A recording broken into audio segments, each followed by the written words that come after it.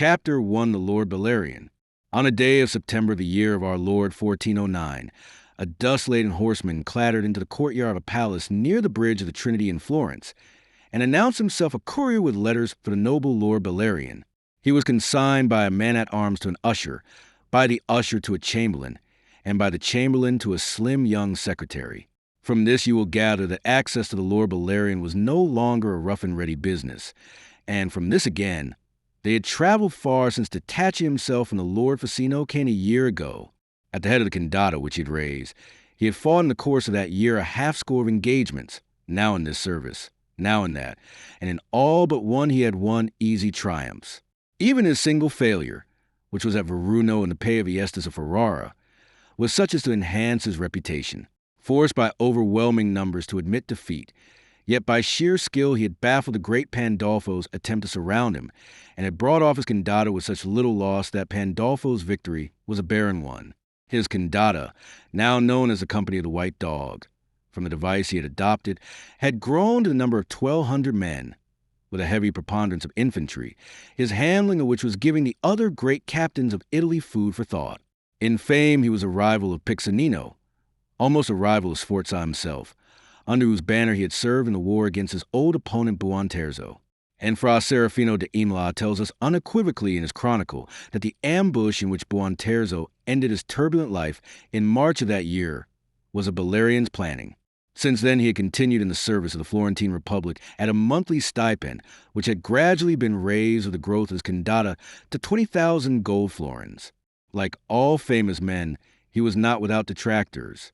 He was charged with a cold ruthlessness, which brought, it was claimed, an added horror into warfare, shocking adversaries, as it had shocked Buonterzo on the Trebia, into ordering that no quarter should be given. So opposed, indeed, was his ruthlessness to the accepted canons of Italian warfare, that it was said Bellarion could enlist only Swiss mercenaries who notoriously were not queasy in these matters. The probable truth, however, is that he employed only Swiss because they were the best infantry in the world, and further so as to achieve in his following a solidarity and cohesion not to be found in other companies, made up of a medley of nationalities. Lastly, he was found lacking in those spectacular qualities of leadership, in that personal knightly prowess by which such men as Carmignola took the eye. Never once had he led a charge, stimulating his followers by his own heroical example. Never had he taken part in an escalade, or even been seen at work in a melee. At Sabriso, where he had routed the revolted Pisans, it was said that he had never left the neighborhood of his tent and never mounted his horse until the engagement was all but over. Hence, whilst his extraordinary strategic talents were duly respected, it began to be put about that he was lacking in personal courage. Careless of criticism, he had pursued the course he prescribed himself, gathering laurels as he went. On those laurels he was momentarily resting in the City of the Lilies, when that courier rode into the courtyard of his palace with letters from the Count of Biendrate. The Lord Bellarion, as men now called this leader grown out of the erstwhile nameless waif, in a pleated full-sleeved tunic of purple satin gripped about his loins by a golden girdle, and with massive chain of gold about his neck, stood in a window embrasure to decipher crabbed, untidy characters, indited from Alessandria on the feast of St. Anthony. "My dear son," Ficino wrote, "I need you, so come to me at once with every man that you can bring. The Duke has called in the French. Boucicault is in Milan with 6,000 men, and has been appointed ducal governor. Unless I strike quickly before I am myself stricken, Milan will be made a fief of France, and the purblind Duke a vassal of the French king. It is the Duke's subjects themselves who summon me. The gout, from which I have been free for months, is troubling me again infernally. It always seizes me just when I most need my strength. Send me word by the bearer of these that you follow at speed." Bellarion lowered the letter and gazed out across the spacious, sunlit courtyard. There was a ghost of a smile on his bronze face, which had gained in strength and virility during the year that was sped. He was faintly, disdainfully amused at the plight into which John Maria's evil blundering must have placed him before he could take the desperate step of calling in the French. The Malatesta domination had not been long-lived. Their Guelphic grip had been ruthlessly crushing the city, where every office, even that of Podesta, was given into the hands of Guelphs. And that same grip had been crushing the Duke himself, who discovered belatedly that, In throwing off the yoke of Facino for that of the Malatesta, he had exchanged King Log for King Stork. Then, in his shifty, vacillating way, he sent ambassadors to beg Facino to return. But the ambassadors fell into hands of the Malatesta spies, and the Duke was constrained to shut himself up in the fortress of Porta Giovia to evade their fury. Whereupon the Malatesta had drawn off to Brescia, which they seized, Pandolfo loudly boasting that he would not rest until he was Duke of Milan, so that John Maria Visconti should pay the price of breaking faith with him. Terror now drove the Duke to lengths of viciousness and inhumanity unprecedented even in his own vile career. Issuing from the castle Porta Giovia to return to his palace, so soon as the immediate menace was removed, he found himself beset by crowds of his unfortunate people, distracted by the general paralysis of industry and menaced by famine. Piteously, they clamored about him. "Peace, Lord Duke! Peace! Give us Facino for our governor, and give us peace! Peace, Lord Duke! Peace!" His fair face grimly set, his bulging eyes glaring venomously, he had ridden ahead with his escort, closing his ears to their cries, and more than one unfortunate was trampled under the horses' hooves as they passed on. But the cries continuing, that evil boy suddenly reined in his bravely caparisoned charger. "You want peace, you dogs? You'll deafen me with hellcat cries of peace. What peace do you give me, you filthy rabble? But you shall have peace. Oh ho, you shall have it." He stood in his stirrups and swung round to his captain. "Ho, there you!" His face was inflamed with fury, a wicked mockery, and evil mirth hung about his swollen purple lips. So terrible, indeed, was his aspect that Delatory, who rode beside him, ventured to set upon his arm a restraining hand. But the Duke flung the hand off, snarling like a dog at his elderly mentor. He backed his horse until he was thigh to thigh with his captain. "Give them what they ask for," he commanded. "Clear me a way through this dung heap. Use your lances. Give them the peace they want." A great cry arose from those who stood nearest, held there by the press behind. "Lord Duke! Lord Duke!" they wailed. And he laughed at them, laughed aloud in maniacal mockery, in maniacal anticipation of the gratification of his unutterable bloodlust. "On, on," he commanded. "They are impatient for peace." But the captain of his guard, a gentleman of family, Bertino Mantegazza, sat his horse appalled, and issued no such order as he was bidden. "Lord Duke," he began, but got no further, for the Duke, catching the appealing note in his voice, seeing the horror in his eyes, suddenly crashed his iron glove into the young man's face. "God's blood, will you stay to argue when I command?" Mantegazza reeled under that cruel blow, and with blood suffusing his broken face would have fallen, but that one of his men caught and supported him in the saddle. The Duke laughed to see what he had done, and took command himself. Into them. "Charge!" he commanded in a shout on which his voice shrilled up and cracked. And the Bavarian mercenaries who composed the guard, to whom the Milanese were of no account, and all civilians contemptible, lowered their lances and charged as they were bidden. 200 of those poor wretches found in death the peace for which they clamored. The others fled in panic, and the Duke rode on to Broletto through streets which terror had emptied. That night he issued an edict forbidding under pain of death the utterance of the word peace in the city of Milan. Even from a mass must that accursed word be expunged. If they had not also clamored for Facino, it is probable that the Facino fresh ambassadors would have been sent to invite him to return. But the Duke would have men know that he was Duke, that he was not to be coerced by the wishes of his subjects, and so, out of perversity so blind that it took no account of pit he might be digging for himself, the Duke invited Boucicault to Milan. When Boucicault made haste to answer, then the appeal to Facino which should have gone from the Duke went, instead, from the Duke's despairing subjects. Hence Facino's present summons to Bellarion. There was no hesitation in Bellarion's mind, and fortunately no obstacle in his present employment. His agreement with the Florentine Republic had been determined in the last few days. Its renewal was at present under consideration. He went at once to take his leave of the Signory, and, for days ahead of his army, he was in Alessandria being affectionately embraced by Facino.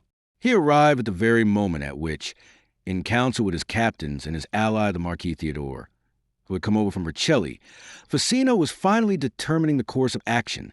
"I planned in the sure belief that you would come, bringing at least 1,000 men.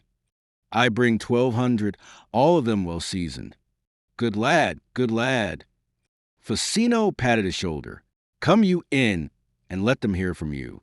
Leaning heavily upon Bellarion's arm, for the gout was troubling him, he led his adoptive son up that winding stone staircase which Bellarion so well remembered ascending on that morning when, as a muleteer, he went to fool Vignate. So, Master Theodore is here, said Bellarion, and glad to come. He's been restive in Vercelli, constantly plaguing me to place him in possession of Genoa, but I've held him off. I do not trust Master Theodore sufficiently to do all my part before he has done any of his. A sly fox that and an unscrupulous. And the young Marquis? Bellarion inquired. Facino laughed. You will not recognize him. He has grown so demure and staid. He thinks of entering holy orders. He'll yet come to be a man. Bellarion stared. That he was well your letters told me. But this, how did you accomplish it?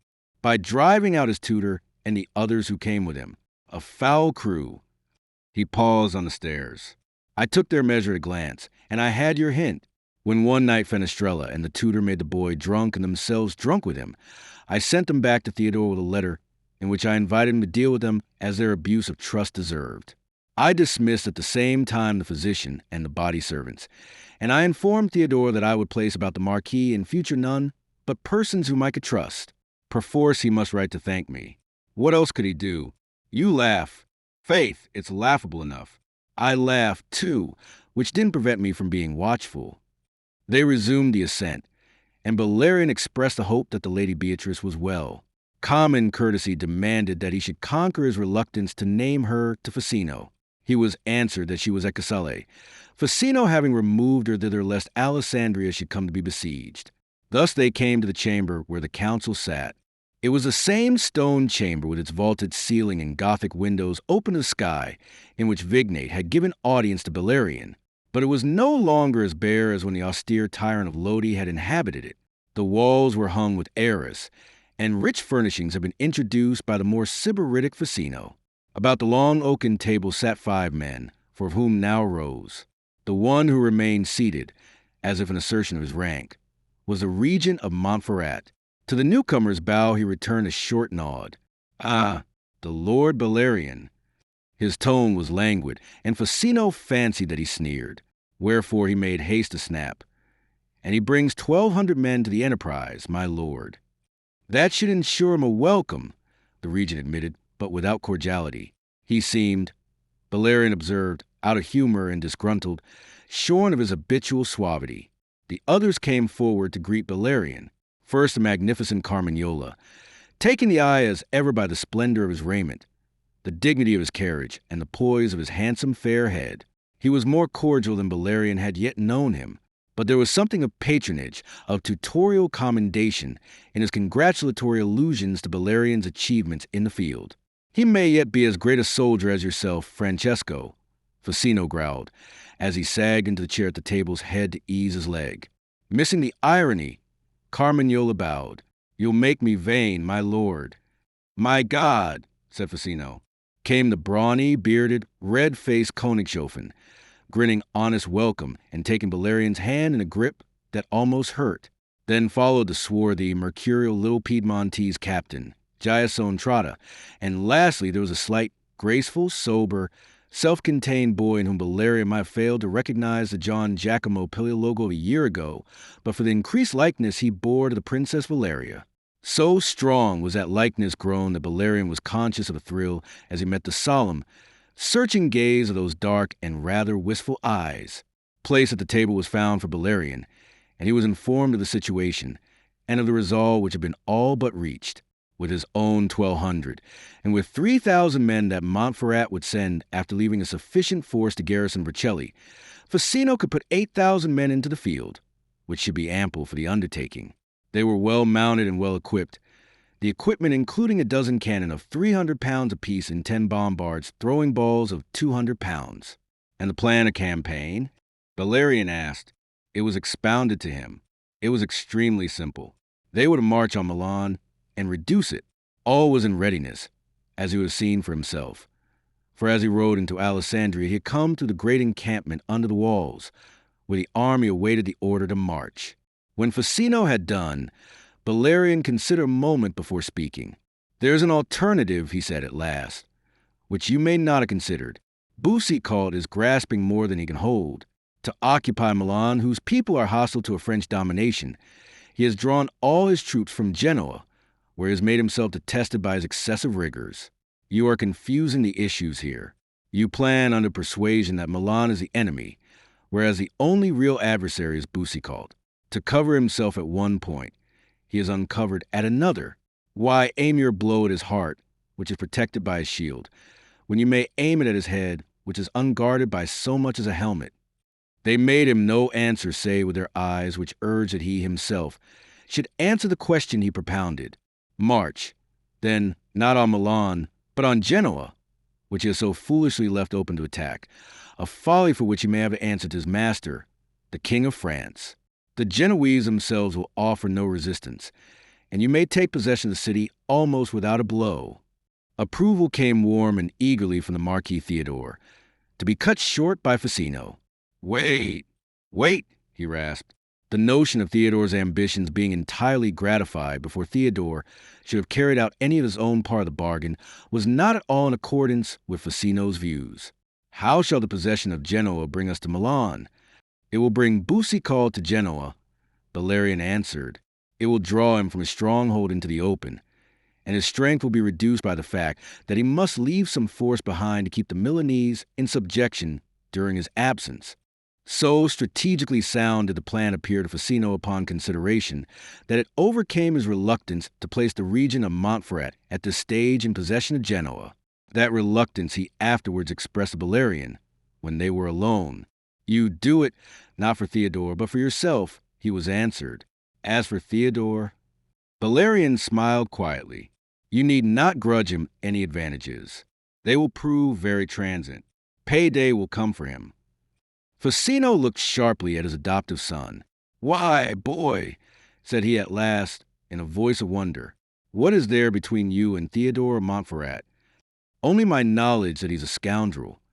"If you mean to make yourself the scourge of scoundrels, you'll be busy in Italy." "Why, it's sheer knight-errantry." "You may call it that," said Bellarion, and became thoughtful. Chapter to the Battle of Novi. The rest of this affair, this campaign against the too ambitious vicar, the King of France, is a matter of history, which you may read in the chronicles of Messacorio and elsewhere.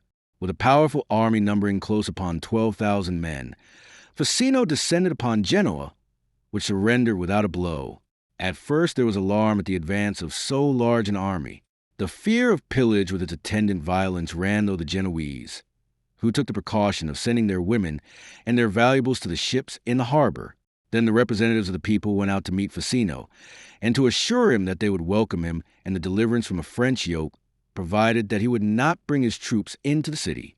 "The only purpose for which I could wish to do so," Facino answered from the litter to which he was confined by the gout, grown worse since he had left Alessandria, "would be to enforce the rightful claims of the Marquis of Montferrat. But if you will take him for your prince, my army need advance no nearer. On the contrary, I will withdraw it towards Novi to make of it a shield against the wrath of the Marshal Boucicault when he returns." And so it befell that, attended only by 500 of his own men, Theodore of Montferrat made his state entry into Genoa on the morrow, hailed as a deliverer by the multitude, whilst Facino fell back on Novi, there to lie in wait for Boucicault. Nor was his patience tried. Upon Boucicault confidently preparing for Facino's attack, the news of the happenings in Genoa fell like a thunderbolt from a clear sky. Between fury and panic, he quitted Milan, and by his very haste destroyed what little chance he may ever have had of mending the situation. By forced marches, he reached the plains about Novi to find the road held against his jaded men, and here he piled error upon error. Being informed that Facino himself, incapacitated by the gout, had been carried that morning into Genoa, and that his army was commanded in his absence by his adoptive son Bellarion, the French commander decided to strike at once before Facino should recover and return to direct the operations in person. The ground was excellent for cavalry, and entirely of cavalry some 4,000 strong was Boucicault's main battle composed. Leading it in person, he hurled upon the enemy's center in a charge which he thought must irresistibly cleave through. Nor did the mass of infantry, of which Bellarion's center was composed, resist. It yielded ground before the furious onslaught of the French lances. Indeed, as if swayed by panic, it began to yield long before any contact was established, and the French in their rash exultation never noticed the orderliness of that swift retreat, never suspected the trap, until they were fast caught in it. For whilst the center yielded, the wings stood firm, and the wings were entirely composed of horse, the right commanded by the Piedmontese Trotta, the left by Carmignola, who, sulky and disgruntled at his supersession, in a supreme command which he deemed his right, had never wearied of denouncing this disposition of forces as an insensate reversal of all the known rules. Back and back, ever more swiftly fell the foot. On and on pressed the French, their lances couched, their voices already clamorously mocking these opponents, who were being swept away like leaves by the mere gust of the charge. Bellarion, riding in the rear of his retreating infantry, with a mounted trumpeter beside him, uttered a single word. A trumpet blast rang out, and before its note had died the retreat was abruptly checked. Königshofen's men, who formed the van of that center, suddenly drove the butts of their 15-foot German pikes into the ground. Each man of the two front ranks went down on one knee. A terrible hedge of spears suddenly confronted the men-at-arms of France, riding too impetuously in their confidence. 100 horses were piked in the first impact, then the impetus of those behind, striking the leading ranks which sought desperately to check, drove them forward onto those formidable German points. The entire charging mass was instantly thrown into confusion. "That," said Bellarion grimly, "will teach Boucicault to respect infantry in future. Sound the charge."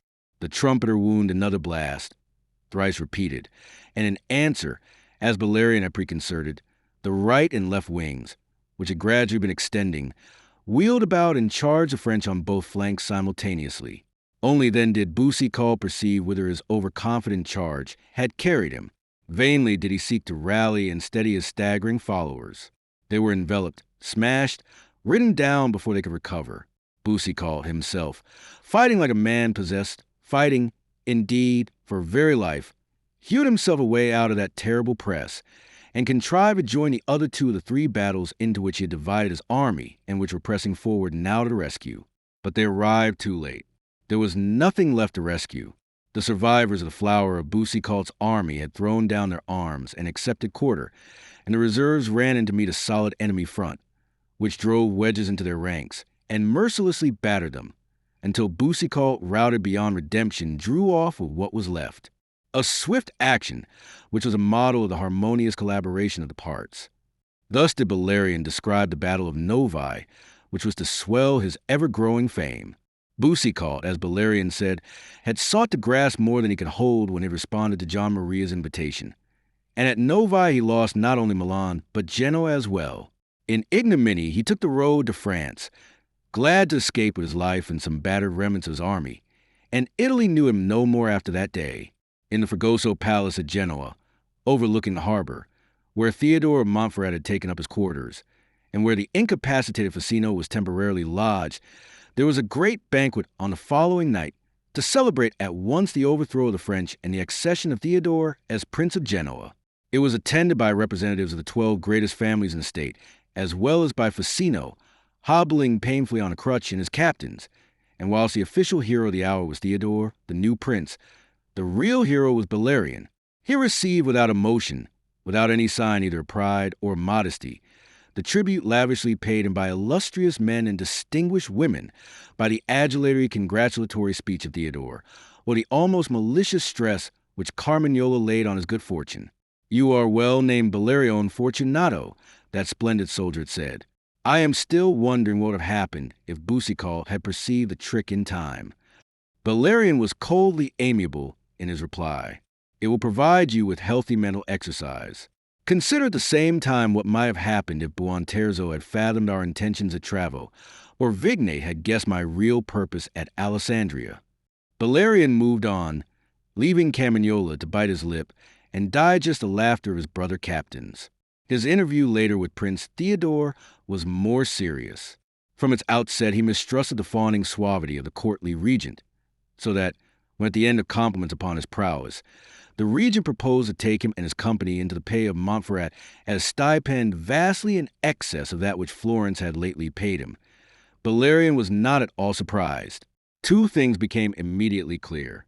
First, that Theodore desired greatly to increase his strength, the only reason for which could be the shirking, now that all his aims were accomplished, of his engagements towards Cicino. Second, that he took it for granted, as he had done before, that Bellarion was just a venal, self-seeking adventurer who would never permit considerations of honor to stand in the way of profit.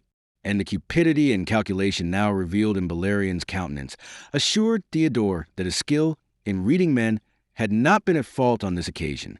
"You offer me—" He broke off.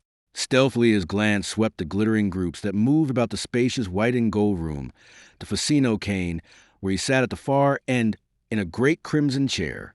He lowered his voice a little. "The loggia is empty, my lord. We shall be more private there." They sauntered forth to that covered balcony overlooking the great harbor, where ranks of shipping drawn up against the mole were slumbering under the stars. A great towering galley was moving across the water with furled sails, her gigantic oar blades flashing silver in the moonlight. With his glance upon that craft, his voice subdued, Bellarion spoke, and the close-set eyes of the tall, elegant regent strained to pierce the shadows about the young Condotiero's face. "This is a very noble offer, Lord Prince. I hope I shall never begrudge a man his worth." It was a speech true to the character he loved to assume. "You are a great soldier, Bellarion. That fact is now established and admitted." Bellarion did not contradict him. "I do not perceive at present your need for a great soldier, Highness. True, your proposals seem to argue plans already formed. But unless I know something of them, unless I may judge for myself the likely extent of the service you require, these generous terms may in effect prove an illusion." Theodore resumed his momentarily suspended breath. He even laughed a little, now that the venal reason for Bellarion's curiosity was supplied. But he deemed it wise to probe a little further. "You are, as I understand, under no present engagement to the Count of Biendrate." Bellarion's answer was very prompt. "Under none. In discharge of past favors, I engaged to assist him in the campaign against the Marshal Boucicault. That campaign is now ended, and with it my engagement. I am in the market, as it were, my lord." "That is what I assumed. Else, of course, I should not have come to you with my offer. I lose no time, because soon you will be receiving other proposals. That is inevitable. For the same reason I name a stipend which I believe is higher than any Condottiero has ever yet commanded. But you have not named a term. That was why I desired to know your plans, so that for myself I might judge the term." "I will make the engagement to endure for 3 years," said Theodore. "The proposal becomes generous. Indeed. Is it acceptable?" Bellarion laughed softly. "I should be greedy if it were not. It will carry the usual condition that you engage for such service as I may require, and against any whom circumstances may make my enemy." "Naturally," said Bellarion, but he seemed to falter a little. "Naturally," he repeated, "and yet—" He paused, and Theodore waited, craftily refraining from any word that should curb him in opening his mind. "And yet I should prefer that service against my lord Ficino be accepted." "You would prefer it?" said Theodore. "But do you make a condition?" Bellarion's hesitation revealed him to the regent for a man torn between interest and scruples. Weakly, at last, he said, "I would not willingly go in arms against him." "Not willingly? That I can understand. But you do not answer my question. Do you make it a condition?" Still Bellarion avoided answering. Would the condition make my employment impossible? And now it was Theodore who hesitated, or seemed to hesitate. "It would," he said at last. Very quickly he added, "Nothing is less likely than that Ficino and I should be opposed to each other. Yet you'll understand that I could not possibly employ a Condottiero who would have the right to desert me in such a contingency." "Oh, yes, I understand that. I have understood it from the first. I am foolish, I suppose, to hesitate where the terms are so generous." He sighed, a man whose conscience was in labor. "My lord Ficino could hardly blame me." He left the sentence unfinished, and Theodore, to end the rogue's hesitation, threw more weight into the scales. "And there will be guarantees," he said. "Guarantees? Ah! The lands of Ostia along the Tenero from Revigliasco to Margheria, to be made into a fief, and placed under your vicarship with the title of Count of Asti." Bellarion caught his breath. He turned to face the Marquis, and in the moonlight his countenance looked very white. "My lord, you promise something that is not yours to bestow. It is to make it mine that I require your service. I am frank, you see." Bellarion saw more. He saw the infernal subtlety with which this tempter went to work. He made clear his intentions, which must amount to no less than the conquest and occupation of all those rich lands which lay between high and low Montferrat. To accomplish this, Alessandria, Valenza, and a score of other cities now within the Duchy of Milan would pass under his dominion. Inevitably, then, must there be war with Ficino, who to the end of his days would be in arms to preserve the integrity of the duchy. And Theodore offered this condottiero, whose services he coveted, a dazzling reward to be gained only when those aims were fulfilled. On that seducer's arm Bellarion placed a hand that shook with excitement. "You mean this, my lord? It is a solemn undertaking." With difficulty, Theodore preserved his gravity. How shrewdly had he not taken the measure of this greedy rogue. "Your patent shall be made out in anticipation, and signed at the same time as the contract." Bellarion stared out to sea. "Count Bellarion of Asti," he murmured, a man dazzled, dazed. Suddenly he laughed, and laughing surrendered his last scruple, as Theodore was already confident that he would. "When do we sign, Lord Prince?" "Tomorrow morning, Lord Count," Theodore answered with a tight-lipped smile, and on that, the matter satisfactorily concluded, they quitted the loggia and parted company. They met again for the signing of the documents early on the following morning in the regent's closet, in the presence of the notary who had drawn up the contract at Theodore's dictation of two gentlemen of Montferrat, and of Werner von Stoffel, who accompanied Bellarion and who, as Bellarion's lieutenant, was an interested party. The notary read first the contract, which Bellarion pronounced correct in all particulars, and then the ennobling parchment whereby Theodore created him Count of Asti, anticipatorily detailing the lands which he was to hold in fief. This document, already signed and sealed, was delivered to Bellarion together with the contract, which he was now invited to sign. The notary dipped a quill and proffered it, but Bellarion looked at the regent. "Documents," he said, "are perishable, and the matter contained in these is grave, for which reason I have brought with me a witness, who in case of need can hereafter testify to your undertaking, my lord." The Marquis frowned. "Let Messer Stoffel examine them for himself, then." "Not Messer Stoffel. The witness I prefer waits in your antechamber." "Highness!" He stepped quickly to the door, followed by the regent's surprised glance. He pulled it open, and at once Ficino was revealed to them, grave of countenance, leaning upon his crutch. The regent made a noise in his throat, as Ficino hobbled in to take the parchments which Bellarion proffered him. Thereafter there was a spell of dreadful silence, broken at last by the Lord Theodore, who was unable longer to control himself. "You miserable trickster, you low-born, swaggering Judas. I should have known better than to trust you. I should have known that you be true to your false, shifty nature. You dirty fox." A trickster, a Judas, a fox. Bellarion appealed mildly to the company against the injustice of these epithets. But why such violence of terms? Could I, in loyalty to my adoptive father, put my signature to this contract until I had received his approval? "You mock me, you vile son of a dog." Ficino looked up. His face was stern, his eyes smoldered.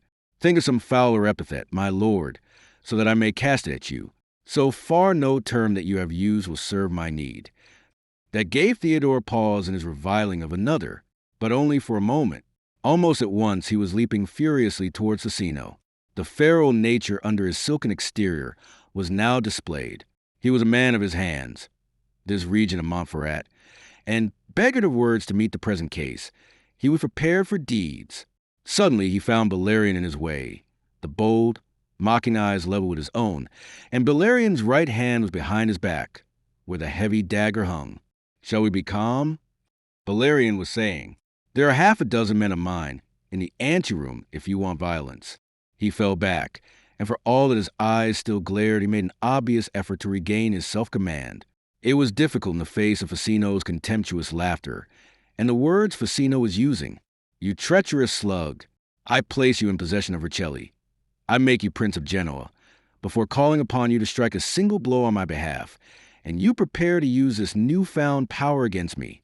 You'll drive me from Alessandria.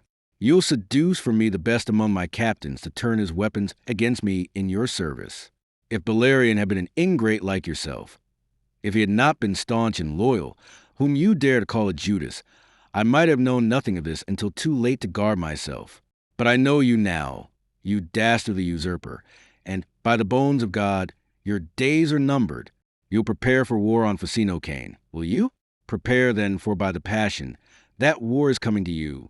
Theodore stood there white to the lips, between his two dismayed gentlemen, and said no word in answer. Facino, with curling lip, considered him. I'd never have believed it if I had not read thee for myself, he added. Then proffer the documents to Bellarion again. Give him back his parchments, and let us go. The sight of the creature nauseates me. And without more, he hobbled out. Bellarion lingered to tear the parchments across and across. He cast them from him, bowed ironically, and was going out with Stoffel when the regent found his voice at last. You kite-hearted trickster, what stipend have you wrung from Facino as the price of this betrayal? Bellarion paused on the threshold. No stipend, my lord, he answered equably. Merely a condition that so soon as the affairs of Milan are settled, he will see justice done to your nephew, the Marquis John Giacomo, now of age to succeed, and put a definite end to your usurpation. His sheer amazement betrayed from him the sudden question, what is John Giacomo to you, villain? Something he is, or else I should never have been at pains to make him safe from you by demanding him as a hostage. I have been laboring for him for longer than you think. Highness, you have been laboring for him? You? In whose pay? Bellarion sighed. You must be supposing me a tradesman, even when I am really that quite senseless thing, a knight-errant. And he went out with Stoffel. Chapter 3, Facino's Return. A strong party of men-at-arms rode out of Genoa that morning, their corselets flashing in the sunshine, and took the upland road by the valley of the Scrivia towards Novi and Facino's camp. In their midst went a mule litter, wherein Facino brooded upon the baseness and ingratitude of men, and asked himself whether perhaps his ambitious countess were not justified of her impatience with him, because he labored for purposes other than the aggrandizement of himself. From Novi he dispatched Carmagnola with a strong escort to Casale to bring the Countess Beatrice, thence to Alessandria, without loss of time. He had no mind to allow Theodore to hold her as a hostage to set against John Giacomo, who remained with Facino. 3 days after leaving Novi, Facino's army, reduced by Theodore's contingent of 3,000 men, which had been left behind, but still in great strength, reached Vigevano, and halted there to encamp again outside the town. Facino's vanity was the main reason. He would not cross the Ticino until he could sit a horse again, so that he might ride lance on thigh into Milan. Already his condition was greatly improved under the ministrations of a Genoese physician named Mombelli, renowned for his treatment of the podagric habit, who was now in Facino's train. A week passed, and Facino, now completely restored, was only restrained from pushing on by the arguments of the physician. Meanwhile, however, if he did not go to Milan, many from Milan were coming to him. Amongst the first to arrive was a firebrand Pustula of Venegono, who out of his passionate vindictiveness came to urge Facino to hang John Maria and make himself Duke of Milan, assuring him of the support of all the Ghibelline faction. Facino heard him without emotion and would commit himself to nothing. Amongst the last to arrive was the Duke himself, in a rash trustfulness which revealed the desperate view he must take of his own case and of the helplessness to which his folly and faithlessness had reduced him.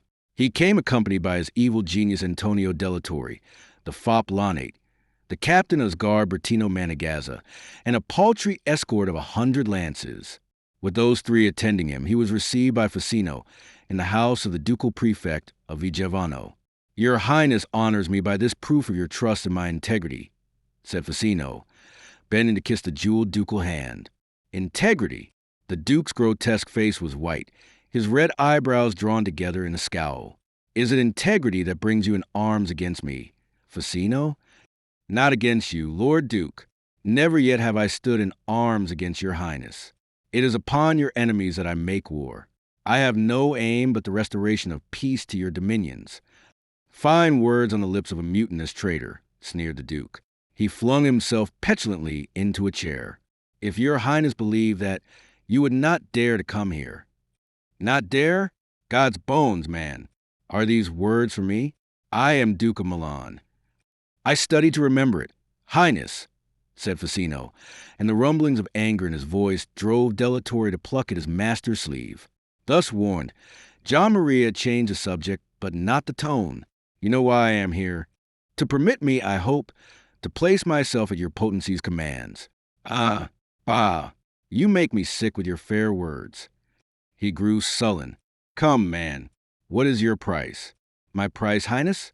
What does your highness conceive I have to sell?" "A little patience with his magnificence, my lord," Delatorre begged. "I thought I was displaying it," said Facino. "Otherwise, it might be very bad for everybody." He was really growing angry. And now the idiot Duke must needs go prod him into fury. "What's that? Do you threaten me? Why, here's an insolent dog." Facino turned livid with passion. A tall fellow among his captains, very noble-looking in cloth of silver under a blue houppelande, laughed aloud. The pale, bulging eyes of John Maria sought him out venomously. "You laugh, knave?" he snarled, and came to his feet, outraged by the indignity. "What is here for laughter?" Bellarion laughed again as he answered. "Yourself, Lord Duke, who in yourself are nothing. You are Duke of Milan at present by the grace of God, and the favor of Facino Cane, yet you do not hesitate to offend against both." "Quiet, Bellarion." Facino growled. "I need no advocate." "Bellarion," the Duke echoed, glaring malevolently. "I remember you, and remember you I shall. You shall be taught. By God, it is your highness shall be taught." Facino crashed into the threatening speech, roaring like a thunder god. "Get you hence. Back to your Milan until I come to give you the lesson that you need. And thank God that you are your father's son, and I have grace enough to remember it, for otherwise you'd never go hence alive. Away with you, and get yourself schooled in manners before we meet again, or as God's my life, I'll birch you with these hands." Terrified, cowering before that raging storm, the line of which had never yet broken about his ducal head, John Maria shrank back until his three companions were between himself and Facino. Delatorre, almost trembling, sought to pacify the angry condottiero. My lord, this is not worthy." "Not worthy?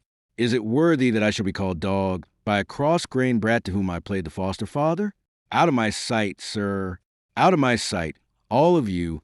The door, Bellarion. The Duke of Milan to the door." They went without another word, fearing, indeed, that another word might be their last. But they did not yet return to Milan. They remained in Vigevano, and that evening Delatorre came seeking audience again of Facino to make the Duke's peace with him. And Facino, having swallowed his rage by then, consented to receive his highness once more. The young man came, this time well-schooled in prudence, to announce that he was prepared to give Facino peaceful entrance into Milan and to restore him to his office of ducal governor. In short, that he was prepared to accord all that which he had no power to refuse. Facino's answer was brief and clear. He would accept the office again, provided that it was bestowed upon him for a term of 3 years, and the bestowal guaranteed by an oath of fealty to be sworn upon his hands by the syndics of the Grand Council. Further, the castle of Porta Giovia was to be delivered into his keeping absolutely, and not only the Guelphic San Severino, who now held the office of Podesta, but all other Guelphs holding offices of state must be dismissed. Lastly, Antonio Delatorre, whom Facino accused of being at the root of most of the trouble which had distracted Milan, must go into banishment together with Lanate. This last was a condition that John Maria would not swallow. He swore it was a vile attempt to deprive him of all his friends.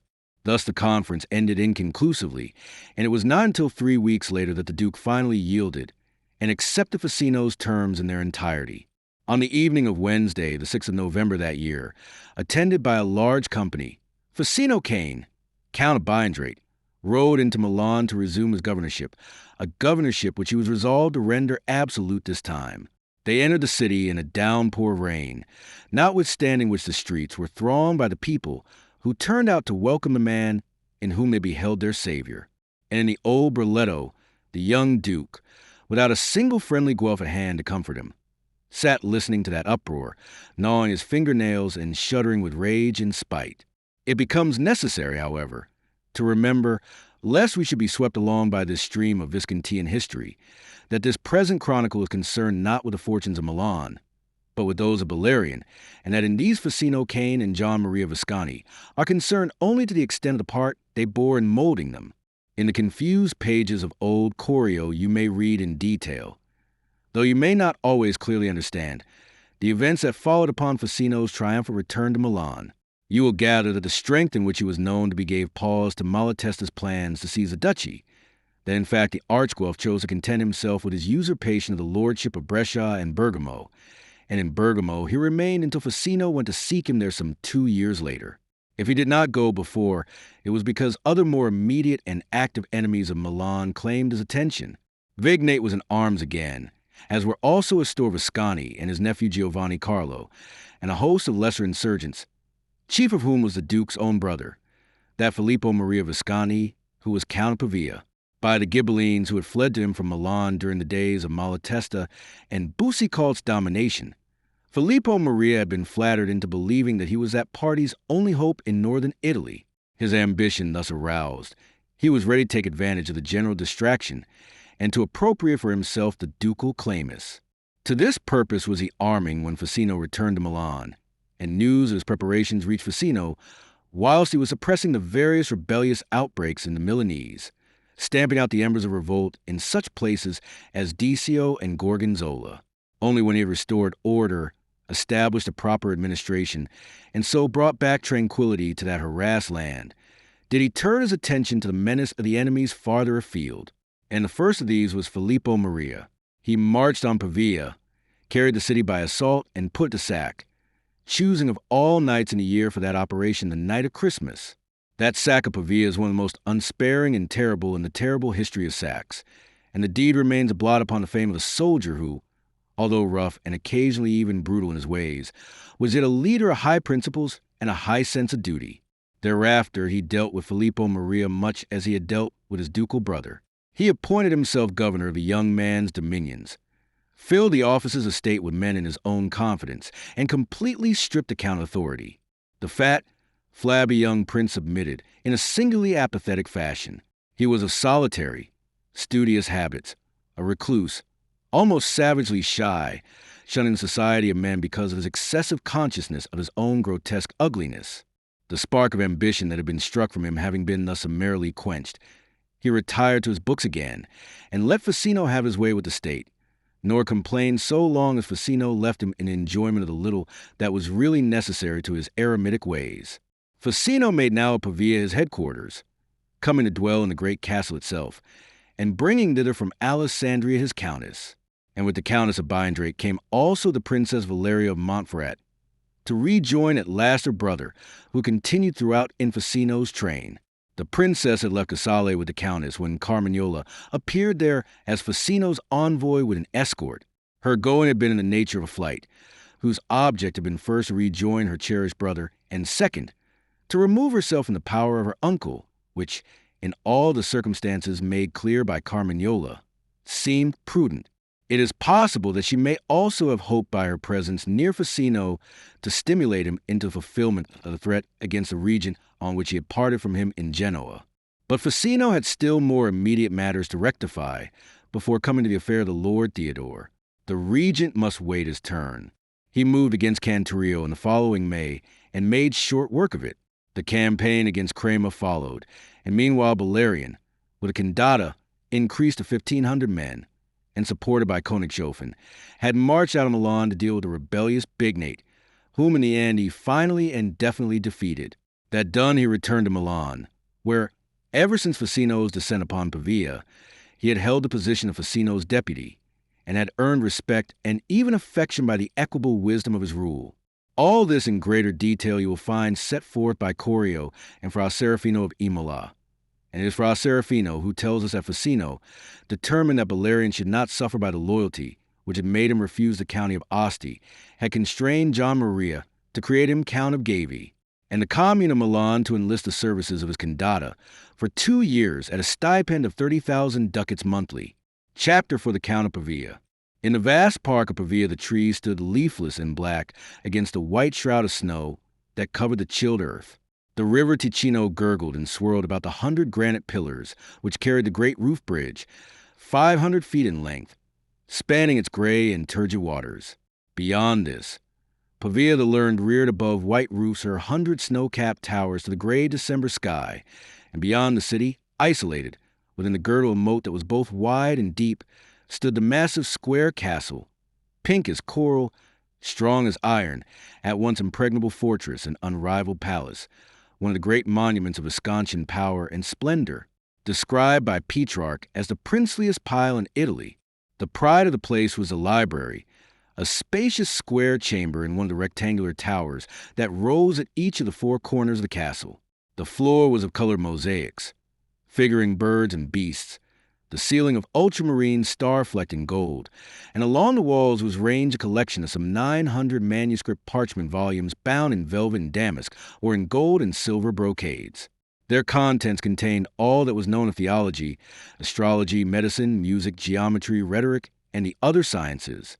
This room was a favorite haunt of the lonely, morose, and studious boy, the great John Galeazzo's younger son, Filippo Maria Visconti, Count of Pavia.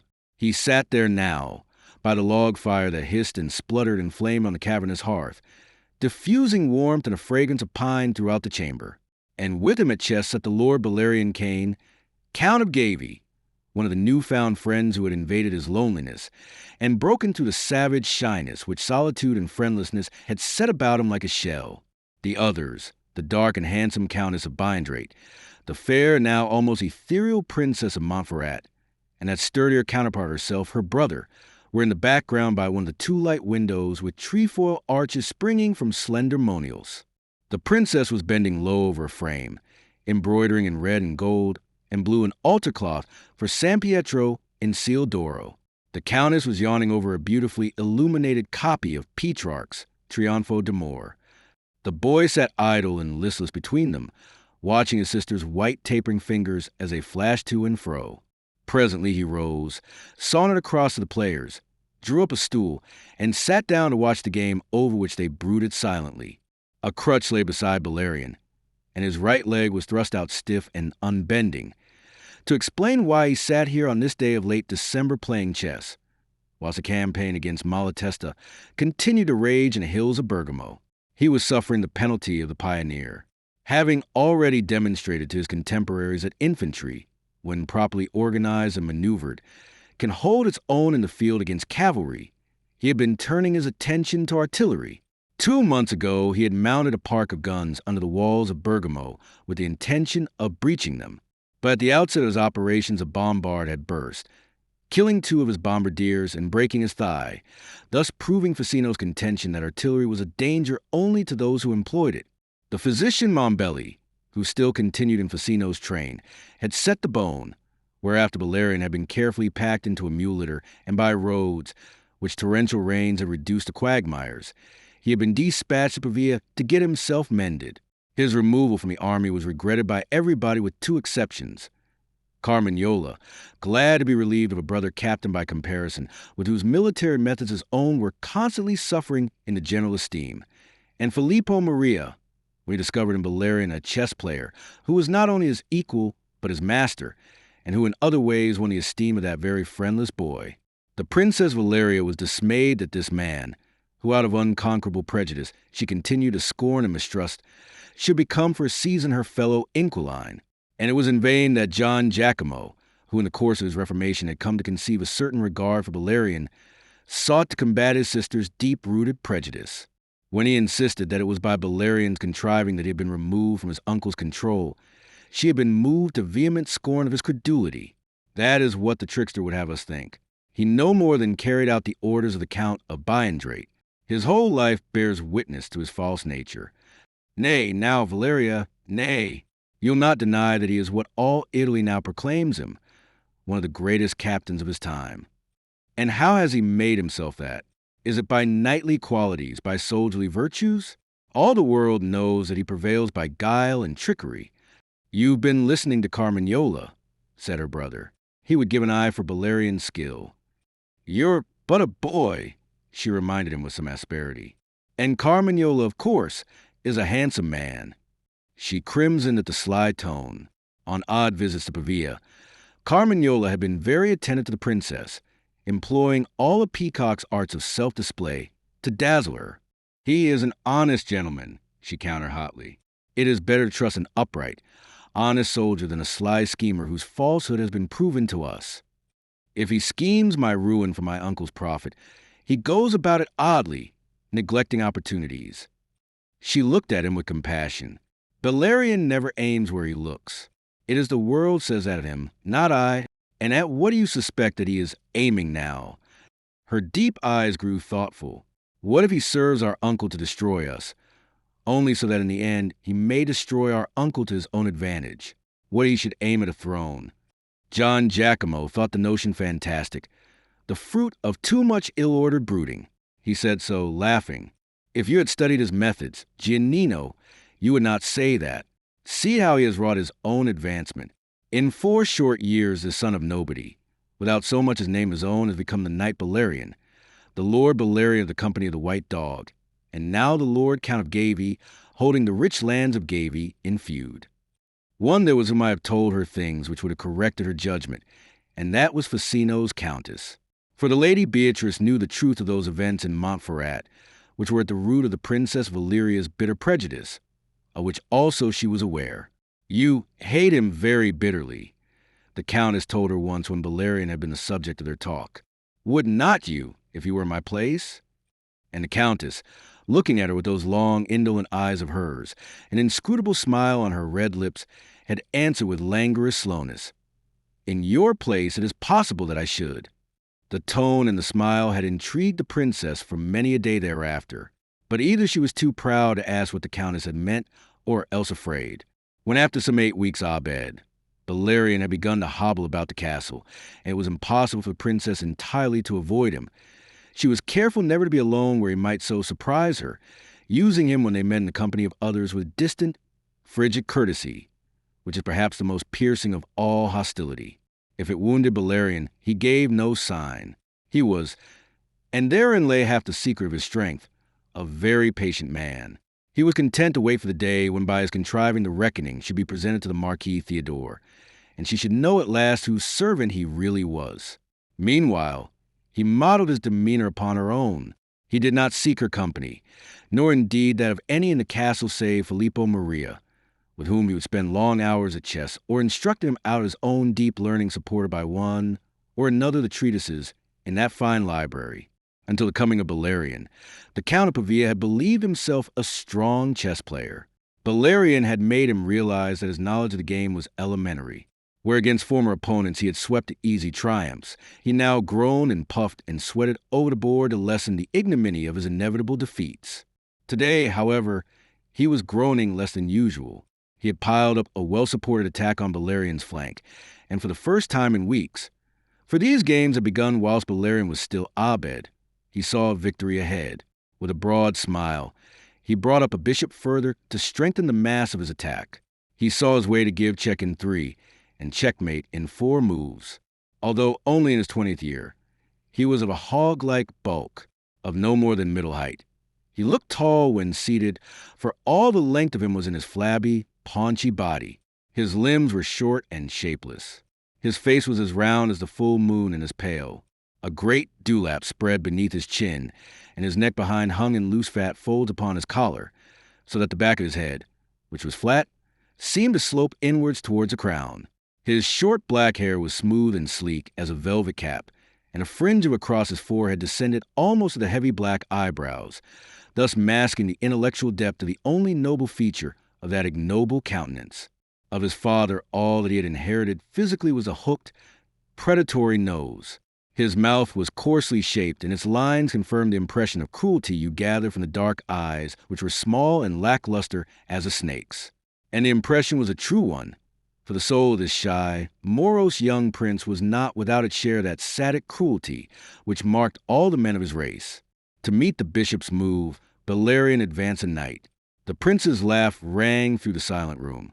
It was a shrill, almost womanish laugh, and it was seldom heard. High-pitched, too, was the voice that followed. You but delay the inevitable, Bellarion, he said, and took the knight.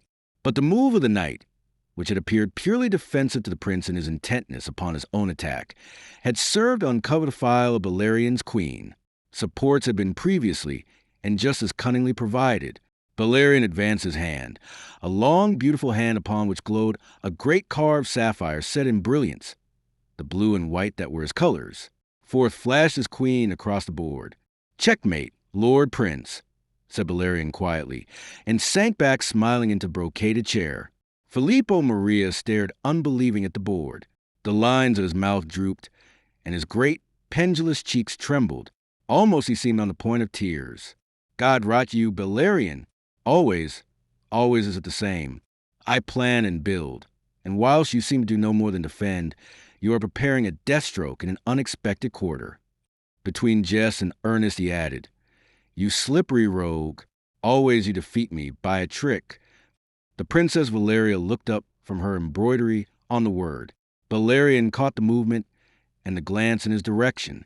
He knew the thought behind, and it was that thought he answered. "In the field, my opponents use the same word to decry me, but those who are with me applaud my skill." He laughed. "Truth is an elusive thing, Highness, as Pontius Pilate knew. The aspect of fact depends upon the angle from which you view it." Filippo Maria sat back, his great chin sunk to his breast, his podgy white hands gripping the arms of his chair, his humor sullen. "I'll play no more today," he said. The Countess rose and crossed the room with a rustle of stiff brocade of black and gold. "Let me remove the board," she said. "A vile, dull game. I wonder that you can waste such hours upon it." Filippo Maria raised his beady eyes. They kindled as they observed her, raking her generous yet supple lines from head to foot. It was not the first time that the watchful Bellarion had seen him look so at Facino's lady, nor the first time that he had seen her wantonly display herself to provoke that unmistakable regard. She bent now to the board, and Filippo's smoldering glance was upon the warm ivory beauty of her neck, and the swell of her breast revealed by the low-cut gown. "It is human to despise what we do not understand." Bellarion was answering her. "You defend the game, of course, since you excel in it. That is what you love, Bellarion, to excel, to wield mastery. Do we not all? Do not you, yourself, Madonna, glory in the power your beauty gives you?" She looked at Filippo. Her heavy eyelids drooped. "Behold him turned courtier, my lord. He perceives beauty in me." "He would be blind else," said the fat youth, greatly daring. And the next moment, in a reaction of shyness, a mottled flush was staining his unhealthy pallor. Lower drooped the lady's eyelids, until a line of black lashes lay upon her cheek. "The game," John Giacomo interposed, "is a very proper one for princes. Messer Bellarion told me so." "He means, child," Filippo answered him, "that it teaches him a bitter moral, that whilst the state depends upon the prince himself is entirely dependent upon others, being capable in his own person of little more than his meanest pawn." "To teach that lesson to a despot," said Bellarion, "was a game invented by an Eastern philosopher. And the most potent piece upon the board, as in the state, is the queen, symbolizing woman." Thus Filippo Maria, his eyes full upon the Countess again. Bellarion laughed. Aye, he knew his world, that ancient Oriental. But he did not laugh as the days passed, and he observed the growing lechery in the beady eyes with which the Count Pavia watched the Lady Beatrice's every movement, and the Lady Beatrice's provocative complacency under that vigilance. One day, at last, coming upon the Countess alone in that library, Bellarion unmasked the batteries he had been preparing. He hobbled across to the arched window by which she was seated, and leaning against its monial, looked out upon the desolate park. The snows had gone, washed away by rains, and since these had come a frost under which the ground lay now as gray and hard as iron. "They will be feeling the rigors of the winter in the camp under Bergamo," he said, moving, as ever, obliquely to the attack. "They will sow. Facino should have gone into winter quarters. That would mean recommencing in the spring a job that is half done already. Yet with his gout and the infirmities of age, it might prove wiser in the end. Each age has its own penalties. Madonna, it is not only the elderly among humanity who need compassion. Wisdom oozes from you like sweat from another." There was a tartness in her accents. "If I were your biographer, Bellarion, I should write of you as the soldier sage or the philosopher at arms. Propped on his crutch in his one sound leg, Bellarion considered her, his head on one side, and fetched a sigh. You are very beautiful, Madonna. She was startled. God save us, she cried. Does the soldier sage contain a mere man after all? Your mouth, Madonna, is too sweetly formed for acids. The choicest fruits, sir, have an alloy of sharpness. What else about me finds favor in your eyes? In my eyes, Madonna, are circumspect. They do not prowl hungrily over another's pastures. She looked at him between anger and apprehension, and slowly a wave of scarlet came to stain her face and bosom, to tell him that she understood. He lowered himself carefully to a chair, thrusting out his damaged leg, to the knee joint of which articulation was only just beginning to return. I was saying, Madonna, that they will be feeling the rigors of the winter in the camp under Bergamo. There was a hard frost last night, and after the frost there will be rains under which the hills thereabouts will melt in mud. He sighed again. You would regret, Madonna, to exchange without the ease and comfort of Pavia. You have the fever again. I am not thinking of making that exchange. No, I am thinking of it for you. You, Saint Mary, and do you dispose of me? It will be cold up there, Madonna, but you need cooling. Coolness restores judgment. It will bring you back to a sense of duty to your Lord. She came to her feet beside him, quivering with anger. Almost he thought her intention was to strike him. Have you come here to spy upon me? Of course. Now you know why I broke my leg. She looked unutterable scorn. The Princess Valeria is right in her opinion of you, in her disdain of you. His eyes grew sad. If you were generous, Madonna, nay, if you were merely honest, you would not embrace her opinions. You would correct them, for you have a knowledge that would suffice to do so. But you are not honest. If you were, there would be no need for me to speak now in defense of the honor of your absent lord. Is it for you to say I am not honest? There was now more sorrow than indignation in her voice, and tears were gathering in her eyes to deepen their sapphire hue. God knows I have been honest with you, Bellarion.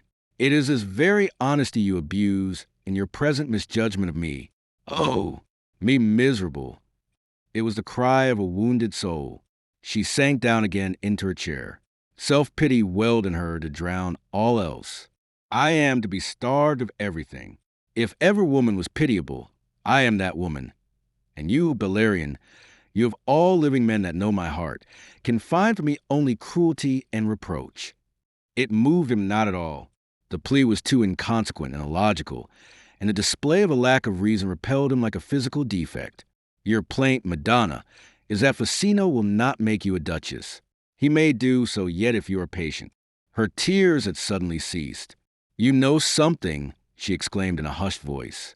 The rogue fooled her with that illusion, whilst refraining from using words which might afterwards be turned against him. I know that you will lose the chance, if meanwhile you should cease to be Facino's wife. If you were so mad as to become the leman of another, you know as well as I do that the Lord Facino would put you from him. What should you be then? That is why I am your friend, when I think of the camp at Bergamo for you. Slowly she dried her eyes. Carefully she removed all stains of tears. It consumed a little time. Then she rose and went to him and took his hand. Thank you, Bellarion, my friend. Her voice was hushed and tender. You need have no fear for me. She paused a moment. What has my lord said to you of his intent? Nay, nay, he laughed. I betray no confidences. The trickster's tone was a confidence in itself. He swept on. You bid me have no fear for you. But that is not enough. Princes are reckless folk. I'd not have you remain in jeopardy. Oh, but Bergamo, she cried out, to be encamped in winter. You need not go so far nor under canvas. In your place, Madonna, I should retire to Melegnano. The castle is at your disposal. It is pleasanter than Pavia. Pleasanter, in that loneliness. It is the company here that makes it prudent. And you may take the Princess Valeria and her brother with you. Come, Madonna. Will you trifle with fate at such a time? Will you jeopardize a glorious destiny for the sake of an obese young lordling? She considered, her face fretful. Tell me, she begged again. "What my lord has divulged to you of his intentions? Have I not said enough already?" The entrance of Filippo Maria at that moment saved him the need of further invention. It perturbed him not at all that the prince's round white face should darken at the sight of them so close and fond. She was warned.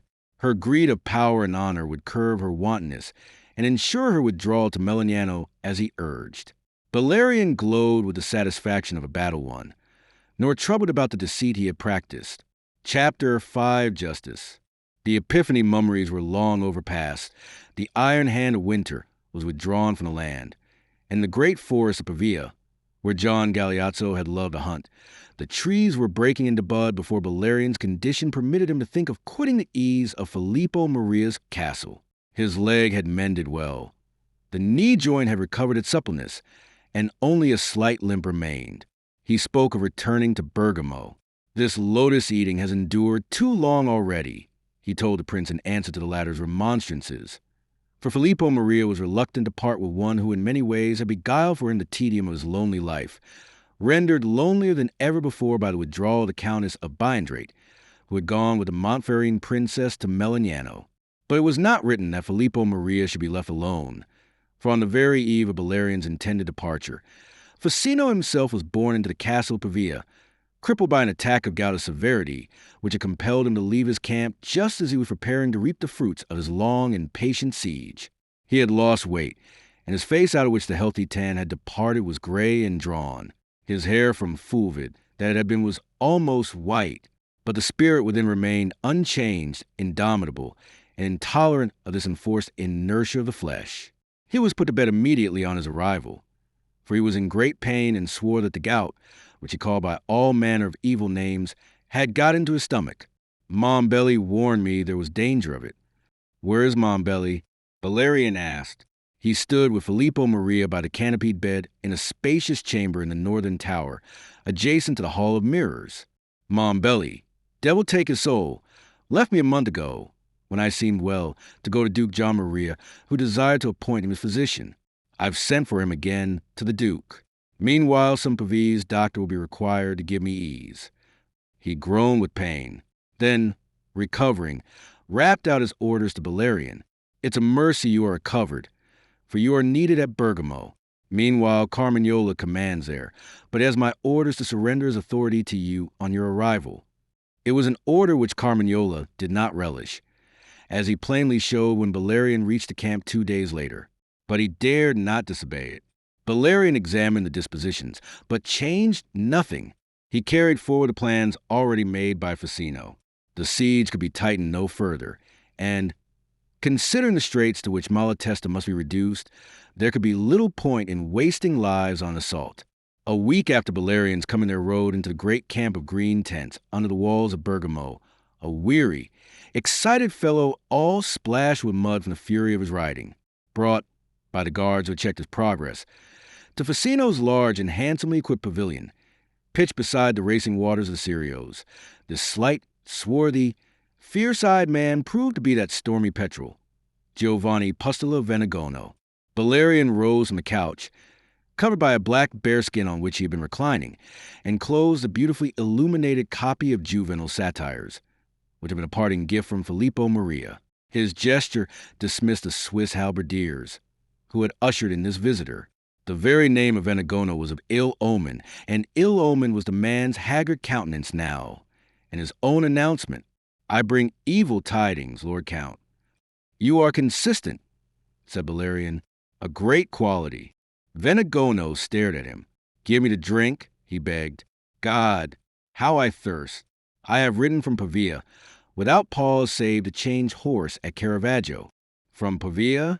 Bellarion's tone and manner changed. Apprehension showed in both. But not on that account was he neglectful of the needs of his guest. On an ample square table in mid-tent stood a jug of wine and some beautiful drinking cups, their bowls of beaten gold, their stems of choicely wrought silver, beside a dish of sweetmeats, bread, and a small loaf of cheese. Bellarion poured a cup of strong red Valtelline. Venegono drained it. I am consistent, as you say. And so is that hell-spawn John Maria Visconti. Of his consistency, mine, by your leave." He flung himself wearily into the cushioned fallstool by the table and set down his cup. Bellarion nodded and resumed his seat on the bearskin. What has happened in Pavia? In Pavia, nothing. Nothing yet. I rode there to warn Facino of what is happening in Milan. But Facino, the man is ill. He could do nothing if he would. So I come on to you, and now, leaning forward and scarcely pausing to draw breath, he launched the news he had ridden so desperately to bring. Delatorre is back in Milan, recalled by Gian Maria. Bellarion waited, but nothing further came. Well, man, he asked, is that all? All? Does it mean so little to you that you ask that? Don't you know that this damn Guelph, whom Facino banished when he should have hanged him, has been throughout the inspirer of all the evil that has been wrought against Facino and against all the Ghibellines of Milan? Don't you understand that his return bodes ill? What can he do? What can Gian Maria do? Their wings are clipped. They're growing fresh ones. Venegono came to his feet again, his weariness forgotten in his excitement. Since Delatorre's secret return a month ago, orders have been sent to Theodore of Montferrat, to the Batter of Ignati, to the Este, and even to Store Visconti, to invite them into a league. Bellarion laughed. Let them league. If they are so mad as to do so, Facino will smash their league into shards when this Bergamo business is over. You forget that under his hand is the strongest army in Italy today. We muster over 12,000 men. My God, I seem to be listening to Facino himself.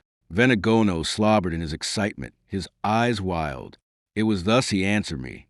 Why, then, have trouble to come to me? In the hope that you would see what he will not. You talk as if the army were all. You forget that Gian Maria is a thing of venom, like the emblem of his accursed house. Where there is venom and the will to use it, beware the occasion. If anything should happen to Facino, what hope will remain for the Ghibellines of Milan? What should happen to Facino? At what are you hinting, man? Venegono looked at him between rage and compassion. Where's Mombelli? He asked. Why is he not with Facino now that Facino needs him? Do you know? But is he not with Facino? Has he not yet arrived? Arrived? Why was he ever withdrawn? To be made physician to the Duke. A pretext, my friend, to deprive Facino of his healing services. Do you know that since his coming to Milan he has not been seen? There are rumors that he is dead, that the Duke has murdered him. Bellarion considered. Then he shrugged. Your imagination fools you, Venegono. If Gian Maria proposed to strike Facino, he would surely attempt something more active and effective. It may be little, I confess, but it is a straw that points the way of the wind. A straw, indeed, Bellarion agreed. But in any case, what do you require of me? You have not told me that. That you take a strong detachment of your men and repair at once to Milan to curb the Duke's evil intentions and to deal with Delatorre. For that my lord's orders would be necessary. My duty is here, Venegono, and I dare not neglect it, nor is the matter so urgent. It can wait until Bergamo has been reduced, which will not be long. Too long, it may be, but not all the passionate pleading with which he now distressed Bellarion could turn the latter from his clear duty, or communicate to him any of the vague alarms which agitated Venegono. And so, at last, he went his ways in despair, protesting that both Bellarion and Facino were beset with the blindness of those whom the gods wished to destroy. Bellarion, however, saw in Venegono's warning no more than an attempt to use him for the execution of a private vengeance. 3 days later, he thought he had confirmation of this.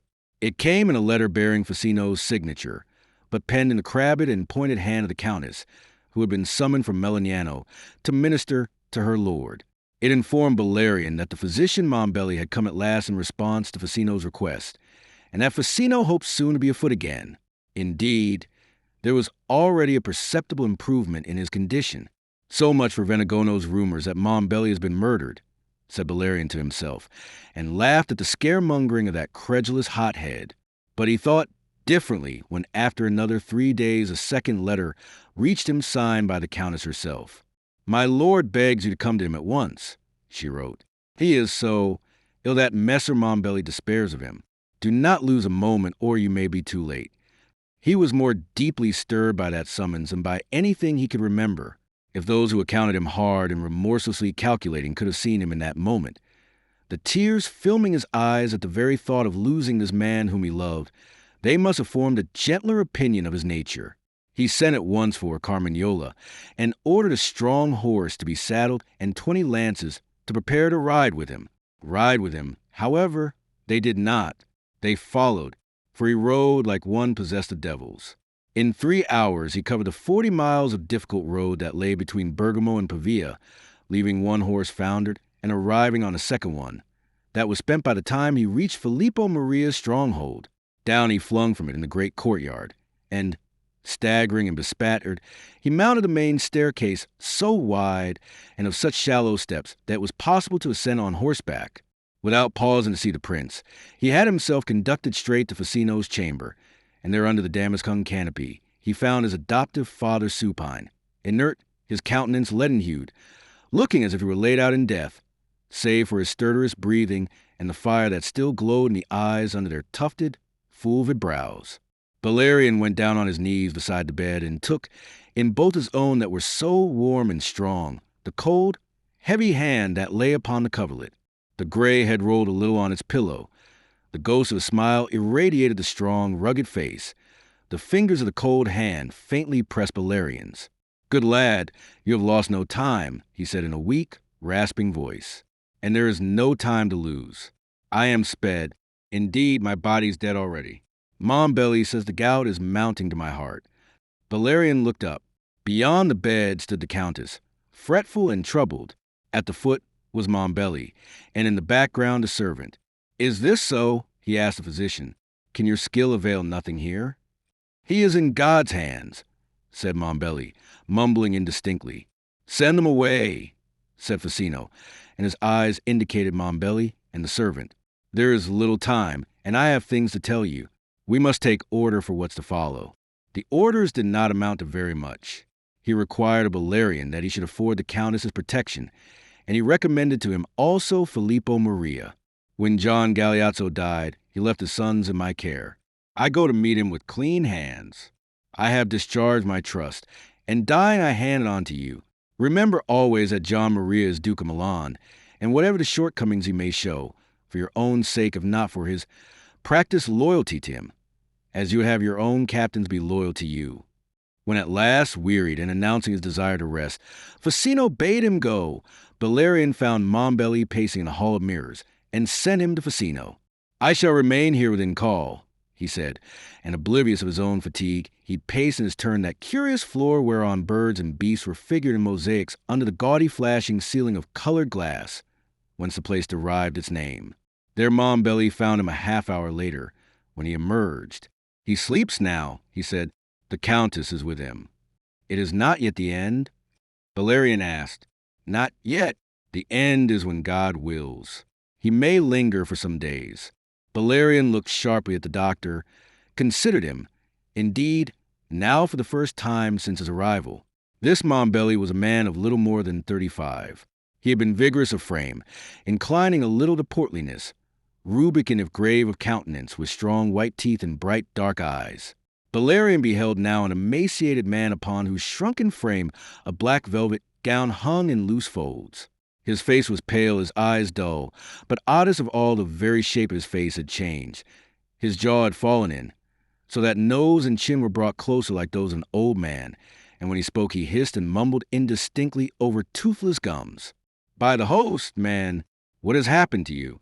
Mom Belly shrank visibly from the questions and from the stern eyes that seemed to search his very soul. I have been ill," he faltered, "very ill. It is a miracle I am alive today.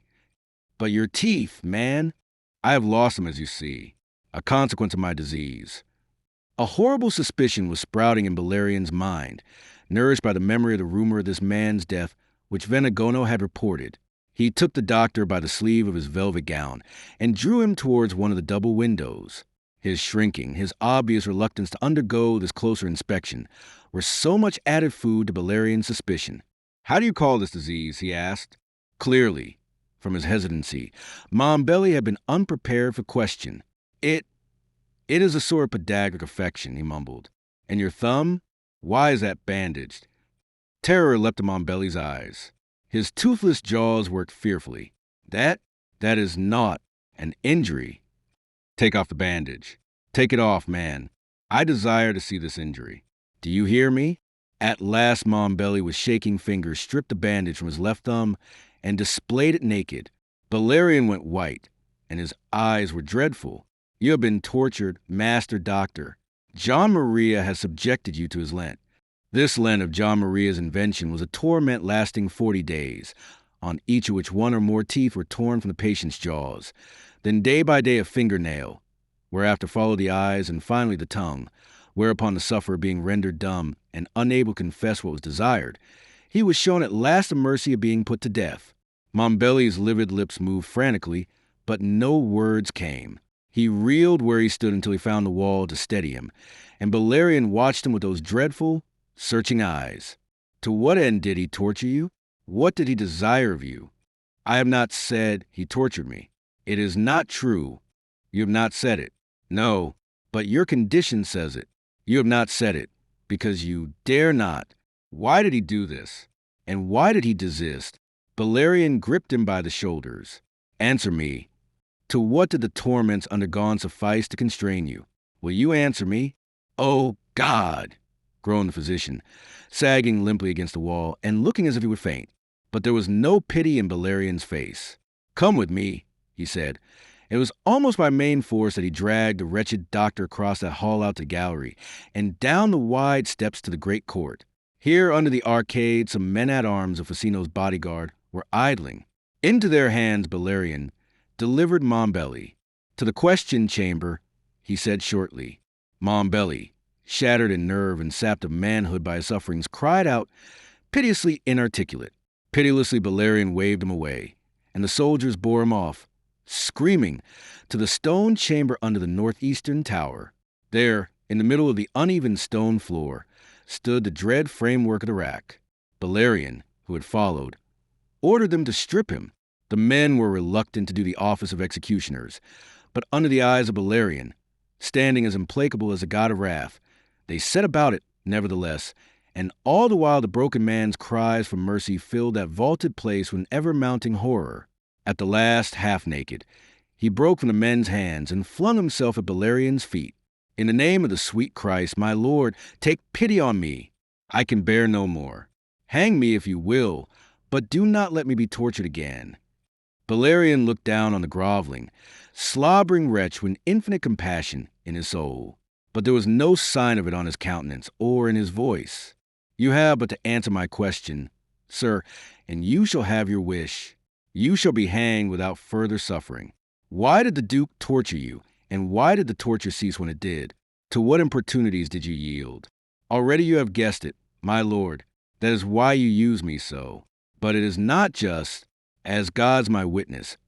It is not just. What am I but a poor man caught in the toils of the evil desires of others?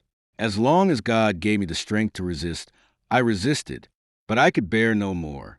There was no price at which I would not have purchased respite from that horror. Death I could have borne had that been all they threatened. But I had reached the end of my endurance of pain. Oh, my lord, if I were a villain, there would have been no torture to endure. They offer me bribes great enough to dazzle a poor man, that would have left me rich for the remainder of my days. When I refused, they threatened me with death unless I did their infamous will. Those threats I defied. Then they subjected me to this protracted agony, which the Duke impiously calls his Lent. They drew my teeth, brutally with unutterable violence, 2 each day until all were gone. Broken and most starved as I was, distracted by pain, which for a fortnight had been unceasing, they began upon my fingernails. But when they tore the nail from my left thumb, I could bear no more. I yielded to their infamy. Bellarion made a sign to men, and they pulled Mombelli to his feet. But his eyes dared not meet the terrible glance of Bellarion. You yielded to their demands that, under pretense of curing him, you should poison my lord Facino. That is the thing to which you yielded. But when you say they, whom do you mean? The Duke John Maria and Antonio Delatorre. Bellarion remembered Venegono's warning. He is a thing of venom, like the emblem of his house. Poor wretch, said Bellarion. You deserve some mercy, and you shall have it, provided you can undo what you have done." "Alas, my lord," Mombelli groaned, wringing his hands in a passion of despair. "Alas, there is no antidote to that poison. It works slowly, gradually corroding the intestines. Hang me, my lord, and have done. Had I been less of a coward, I would have hanged myself before I did this thing." But the Duke threatened that if I failed and the torture should be resumed and continued until I died of sheer exhaustion. Also, he swore that my refusal would not save my Lord Facino, whom he would find other means of dispatching. Bellarion stood between loathing and compassion, but there was no thought in his mind of hanging this poor wretch who had been the victim of that malignant Duke. He uttered an order in cold, level tones: "Restore him his garments and place him in confinement until I send for him again." On that he departed from that underground chamber and slowly, thoughtfully made his way above. By the time he reached the courtyard, his resolve was taken, though his neck should pay for it. John Maria should not escape. For the first and only time in those adventurous years of his did, he swerved from the purpose by which he laid his course, and turned his hand to a task that was not more or less directly concerned with its ultimate fulfillment. And so, without pausing for rest or food, you behold him once more in the saddle, riding hard from Milan on that Monday afternoon. He conceived that he bore thither the first news of Facino's moribund condition, but rumor had been ahead of him by a day and a half, and the rumor ran, not that Facino was dying, but that he was already dead. In all the instances history affords a poetic justice, to give pause to those who offend against God and man, none is more arresting than that of the fate of John Maria Visconti. Already on the previous Friday word had reached the Duke, not only from Mombelli, but from at least one of the spies he had placed in his brother's household, that the work of poisoning was done and that Facino's hours were numbered. Gloating with dilatory and Lanate over the assurance that at last the ducal neck was delivered from that stern heel under which so long it had writhed like the serpent of evil under the heel of St. Michael, John Maria had been unable to keep the knowledge to himself. About the court on that same Friday night, he spoke unguardedly of Facino as dead or dying, and from the court the news filtered through the city and was known to all by the morning of Saturday. And that news carried with it a dismay more utter and overwhelming than any that had yet descended upon Milan since John Maria had worn the ducal crown. Facino, when wielding the authority of ducal governor, had been the people's bulwark against the extortions, brutalities, and criminal follies of their duke. When absent and deposed from power, he had still been their hope, and they had possessed their soul as best they could against the day of his return, which they knew must dawn. But Facino dead meant an unbridling of the Duke's bestiality, a free charter to his misrule, and for his people an outlook of utter hopelessness. It may be that they exaggerated in their own minds this calamity. It was for them the end of the world. Despair settled that morning upon the city. The Duke would have laughed if it had been reported to him, because he lacked the wit to perceive that when men are truly desperate, catastrophes ensue, and at once. Whilst the great mass of the people were stricken by horror into a dull inertia, there were those who saw that the situation called for action. Of these were members of the leading Ghibelline families of Baggio, of Del Meno, Trivozzi, Aliprandi, and others. There was Apertino Manegazza, captain of the ducal guard, whose face the Duke had one day broken with his iron gauntlet, and fiercest and most zealous of all there was that Giovanni Pustolo Venegono, whose family had suffered such deep and bitter wrongs at the Duke's hands. There was no suspicion in the mind of any that the Duke himself was responsible for the death of Facino. It was simply that Facino's death created a situation only to be met by the destruction of the Duke. And this situation the Duke himself had been at such hideous pains to bring about.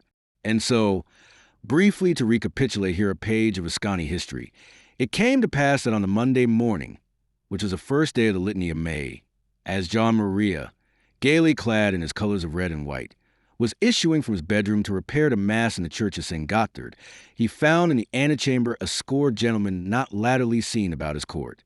Manegazza, who had command of the entrance, was responsible for their presence. Before the Duke could comment upon this unusual attendance, perhaps before he had well observed it, 3 of them were upon him. "This from the Pustola," cried Venegono, and with his dagger clove the Duke's brow, slaying him instantly. Yet before he fell, Andrea Baggio's blade was buried in his right thigh, so that presently that white stocking leg was as red as its fellow. As a consequence, Bellarion reaching Milan at dusk, that evening found entrance denied him at the Ticinese gate, which was held by Paolo del Baggio with a strong following of men-at-arms. Not until he disclosed himself for Facino's lieutenant was he admitted and informed of what had taken place. The irony of the event provoked in him a terrible mirth. "Poor purblind fool," was his comment. He never guessed when he was torturing Mombelli that he was torturing him into signing his own death warrant. And the laugh with which he rode on into the city left Baggio wondering whether his wits had turned. He rode through streets in uproar, where almost every man he met was armed. Before the broken door of a half-shattered house hung some revolting bleeding rags. What once had been a man? These were all that remained of Squarcia Giramo, the infamous kennel master who had been torn into pieces that day by the mob, and finally hung there before his dwelling, which on the morrow was to be razed to the ground. He came to the old Broletto in the church of St. Gothard, and paused there to survey the Duke's body where it lay under an apronful of roses, which had been cast upon it by a harlot. Thence he repaired to the stables of the palace, and by making himself known procured a fresh horse. On this he made his way through the ever-increasing tumult of the streets, back to the Ticinese gate, and he was away through the darkness to cover for the second time that day the 20 miles that lie between Milan and Pavia. It was past midnight when, so jaded that he kept his feet by a sheer effort of the will, he staggered into Filippo Maria's bedchamber, ushered by the servant who had preceded him to rouse the prince. Filippo Maria sat up in bed, blinking in the candlelight, at that tall, swaying figure that was almost entirely clothed in mud. "Is that you, Lord Bellarion? You have heard that Facino is dead. God rest his soul." A harsh, croaking voice made him answer, "I, an avenged Lord Duke." A quiver crossed the pale fat face under its sleek black cap of hair. The coarse lips parted. Lord Duke," he said. The high-pitched voice was awe-stricken. "Your brother John Maria is dead, my lord, and you are Duke of Milan." "Duke of Milan? I am—" The grotesque young face showed bewilderment, confusion, fear. "And John Maria, dead, you say?" Bellarion did not mince matters. He was dispatched to hell this morning by some gentlemen in Milan. "Jesus Mary!" croaked the prince and fell to trembling. "Murdered? And you?" He heaved himself higher in the bed with one arm, whilst he flung out the other in accusation. He did not love his brother. He profited greatly by his death. But a Visconti does not permit that others shall lay hands on Visconti. Bellarion laughed oddly. He had been forestalled. Perhaps it was as well. No need now to speak of his intentions. He was slain on his way to Mass this morning, at just about the hour that I arrived here from Bergamo. The accusing arm fell heavily to the prince's obese flank. The beady, lackluster eyes still peered at the young condottiero. "Almost I thought, and Giannino is dead, murdered, God rest him." The phrase was mechanical. "Tell me about it." Bellarion recited what he knew, then staggered out, on the arm of the servant who was to conduct him to a room prepared for him. "What a world! What a dunghill!" he muttered as he went. "And how well the old abbot knows it. Pax multa in cella, foris autumn plurima bella." Chapter 6, The Inheritance. Facino Cane, Count of Biandrate, Lord of Navarra, Dertona, Varese, Rosate, Valsicina, and of all the lands on Lake Maggiore as far as Vogagna, was buried with great pomp in the church of San Pietro in Ciel d'Oro. His chief mourners were his captains summoned from Bergamo to do that last honor to their departed leader. At their head, as mourner-in-chief, walked Facino's adoptive son Bellarion Cane, Count of Gavi. The others included Francesco Buswan of Carmignola, Giorgio Valperga, Nicolino Marzaglia, Werner von Stoffel, and Vogiois the Burgundian. Königshofen and the Piedmontese Giason Trotta were absent, having remained at Bergamo with the army.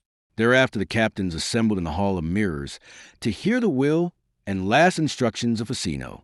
To read them came Facino's secretary, accompanied by the Pavese notary who had drawn up the testament 3 days ago. Thither also came the countess robed entirely in black and heavily veiled. The rich and important fief of Valsicina was now disclosed to have been left by Facino to his adoptive son Bellarion, in earnest of my love and to recompense his loyalty and worth. Apart from that and a legacy in money for Carmignola, the whole of his vast territorial possessions of cities, lands, and fortresses mostly acquired since he'd been deposed in favor of Malatesta, besides the enormous sum of 400,000 ducats, were all bequeathed to his widow. He expressed a wish that Bellarion should succeed in the command of his condata, and reminding his other captains that strength lies in unity, he recommended them to remain united under Bellarion's leadership, at least until the task of restoring order to the duchy should be fulfilled. To his captains also he recommended his widow, putting it upon them to see her firmly established in the dominions he bequeathed to her. When the reading was done, the captains rose in their places and turned to Madonna Beatrice, where she sat like an ebony statue at the table's head. Carmagnola, ever theatrical, ever a man of attitudes, drew his sword with a flourish and laid it on the board. Madonna, to you I surrender the authority I held under my lord Facino, and I leave it in your hands until such time as it shall please you to reinvest me in it. The ceremonious gesture caught the fancy of the others. Valperga followed the example instantly, and presently 5 swords lay naked on the oak. To these Bellarion, after a moment, a little scornful of his ritual, as he was of all unnecessary displays, added his own. The Countess rose. She thanked them in a voice that shook with emotion, and one by one restored their weapons to them, naming each as she did so. Bellarion's, however, she left upon the board, wherefore Bellarion, wondering a little, remained when she dismissed the others. Slowly then she resumed her seat. Slowly she raised and threw back her veil, disclosing a face, which beyond a deeper pallor resulting, perhaps, from contrast with her sable raiment, showed little trace of grief.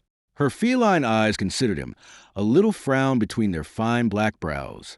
You were the last to offer me that homage, Bellarion. Her voice was slow and softly attuned. Why did you hesitate? Are you reluctant? It was a gesture, Madonna, that becomes the Carmagnolas of this world. Sincerity requires no symbols, and it was only at the symbol that I boggled. My service and my life are unreservedly at your command. There was a pause. Her eyes continued to ponder him. Take up your sword, she said at last. He moved to do so, and then checked. Yourself you restored theirs to the others. The others are not as you. Upon you has fallen the mantle of Facino. How much of that mantle will you wear, Bellarion? As much of it as my lord intended. You have heard his testament, Madonna, but not your own interpretation of it. Have I not said that my life and services are at your command, as my lord, to whom I owe everything, enjoined upon me? Your life and services, she said slowly. Her breast heaved as if in repressed agitation. That is much to offer. Bellarion, do you ask nothing in return? I offer these in return for all that I have received already. It is I who make payment, Madonna. Again there was a baffled pause. She sighed heavily. You make it hard for me, Bellarion. There was a pathetic break in her voice. What do I make hard? She rose, and in evident timidity came to stand before him. She set a white hand on the black velvet sleeve of his tunic. Her lovely face, which time had dealt so mercifully, was upturned to his, and there was now no arrogance in its lines or in her glance. She spoke quietly, wistfully. You may think, Bellarion, that with my lord scarce buried this is not the hour for what I have to say, and yet, by the very fact of my lord's death and by the very terms of his testament, this is the hour, because it must be the hour of decision. Here and now we must determine what is to follow. Tall and coldly stern he stood, looking down upon her who swayed a little there, so close to him that his nostrils were invaded by the subtle essences she used. I await your commands, Madonna. My commands? My commands? Dear God, what commands have I for you? She looked away for an instant, then brought her eyes back to his face and her other hand to his other sleeve, so that she held him completely captive now. A faint color stirred in the pale cheeks. My lord has left me great possessions. They might serve as a footstool to help you mount to a great destiny. A little smile hovered about his lips as he looked down upon her who waited so breathlessly, her breast now touching his own. You are offering me, he said, and stopped. Can you be in doubt of what I am offering? It is the hour of great decisions, Bellarion, for me and for you. Closer she pressed, so that her weight was against him. She was deathly pale again. Her eyes were veiled. In unity is strength. That was Facino's last reminder to us. And in what unity could there be greater strength than in ours? Facino's army, the strongest that ever followed him, is solidly behind us, so that we stand together. With that and my resources, you need set no bounds to your ambition. You may be Duke of Milan, if you will. You may even realize Galeazzo's dream and make yourself King of Italy. His hovering smile settled and deepened, but the dark eyes grew sad. The world and you have never suspected, he said gently, that I am not really ambitious. You have witnessed my rise in 4 short years from a poor nameless, starveling scholar to knighthood, lordships, wealth, and fame. And therefore, you imagine that I am one who has striven for the bounties of fortune. It is not so, Madonna. I have labored for ends that are nowise bound up with the hope of any of these rewards, which I hold cheap. They are hollow vanities, empty bubbles, gewgaws to delight the children of the world. Possessions come to me, titles, honors, which deceive me no more than I desired them. She drew away from him a little, and looked at him almost in awe. God, you talk like a monk. It is possible that I think like one, and very natural remembering how I was nurtured. There is one task, one purpose which is to tame me in this world of men. When that is accomplished, I think I shall go back to the cell where there is peace. You. Her hands had fallen from his arms. She gasped now in her amazement. With the world at your feet if you choose. To renounce all? To go back to the chill loneliness and joylessness of monkhood? Bellarion, you are mad. Or else saying, Madonna, who shall judge? And love, Bellarion? Is there no love in the world? Does that not lend reality to all these things that you deem shams? Does it heal the vanity of the world? He cried. It is a great power, as I perceive. For love men will go mad.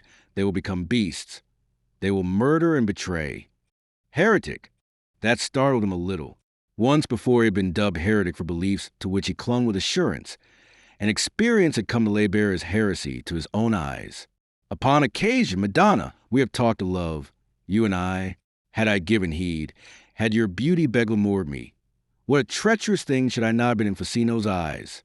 Do you wonder that I mistrust love as I mistrust all else the world can offer me? While Facino lived, that... She broke off. Her eyes were on the ground, her hands now folded in her lap. She had drawn away from him a little and leaned against the table's edge. Now! She parted her hands and held them out, leaving him to guess her mind. Now his behests are upon me, and they shall be obeyed as if he still lived. What is there in his behests against what I was offering? Am I not commended to you by his testament? Am I not a part of his legacy to you?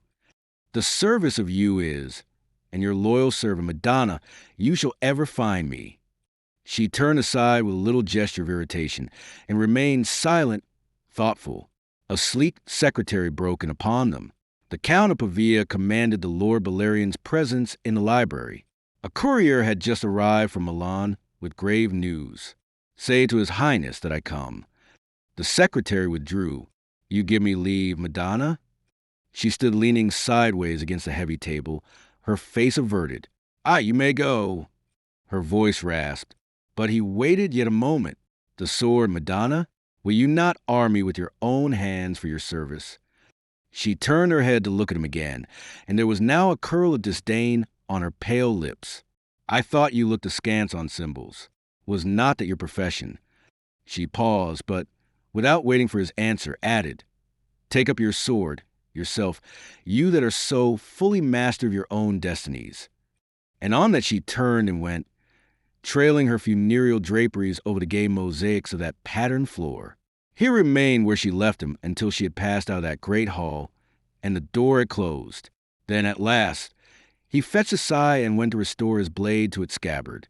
His thoughts were on Facino, hardly cold in the grave, on this widow who had so shamelessly wooed him, yet in terms which demanded as a condition the satisfaction of her inordinate ambition, and lastly on that obese young prince who waited for him. And in the mirror of his mind, he saw a reflection of a scene now some months old. He saw again the glance of those beady, lecherous eyes lambent about Facino's countess. Inspiration came to him of how best he might gratify her vast ambition, her greed of greatness. Her suggestion to him had been that he should make her Duchess of Milan, and Duchess of Milan he would make her yet. On that half-ironic thought, he came to the library where the prince waited. Filippo Maria was seated at a table near one of the windows. Spread before him were some parchments, writing materials, and a horn of unicorn that was almost a yard long, of solid ivory, one of the library's most treasured possessions. The prince was more than usually pallid, his glance unsteady, his manner nervous and agitated. Perfunctorily, he made the inquiries concerning the obsequies of Facino, which courtesy demanded. He reiterated excuses already made for his own absence from the ceremony, an absence really based on resentment of the yoke which Facino had imposed upon him. That done, he picked up a parchment from the table. "Here's news," he said, and his voice trembled. "Istor Viscani has been created Duke of Milan." He paused, and the little dark eyes blinked up at the tall Bellarian standing composed at his side. "You knew already?" "Not so, Highness. And you show no surprise?" "It is a bold step, and it may cost Messer Istor his head, but it was to be expected from what had gone before." The beady eyes returned to the parchment, which shook in the podgy fingers.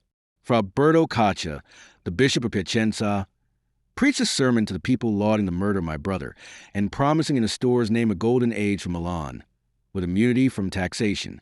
Thereupon they laid at his bastard feet the keys of the city, the standard of the Republic, and the ducal scepter. He dropped the parchment, and sat back folding plump, white hands across his paunch. "This calls for action speedily. We can provide action enough to surfeit Messer Istor." "Ha!" The great flabby face grew almost kindly. The little eyes beamed upon the condottiero. "Serve me well in this, Bellarion, and you shall know gratitude." Bellarion's gesture seemed to wave the notion of reward aside. He came straight to facts. "We can withdraw 8,000 men from Bergamo.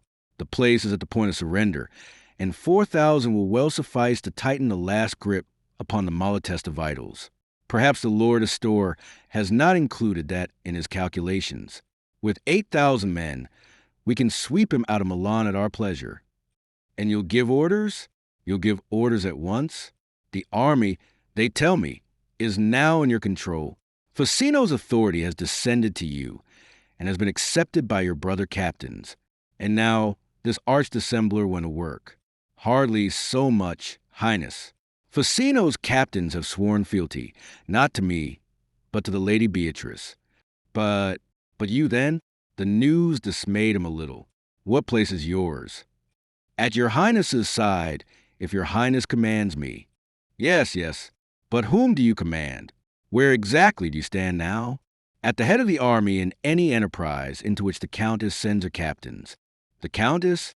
The prince shifted his bulk uneasily in his chair, slewing round so as to face the soldier more fully. What if the Countess should not?" He waved his fat hands helplessly. "It is not likely that the Countess should oppose your own wishes, Highness." "Not likely? But, Lord of Heaven, it's possible." He heaved himself up, nervous, agitated. "I must know. I'll send for her." He reached for a handbell on the table, but Bellarion's hand closed over his own before he could ring. "A moment, Lord Prince, before you send for the Lady Beatrice. Had you not best consider precisely what you will say to her?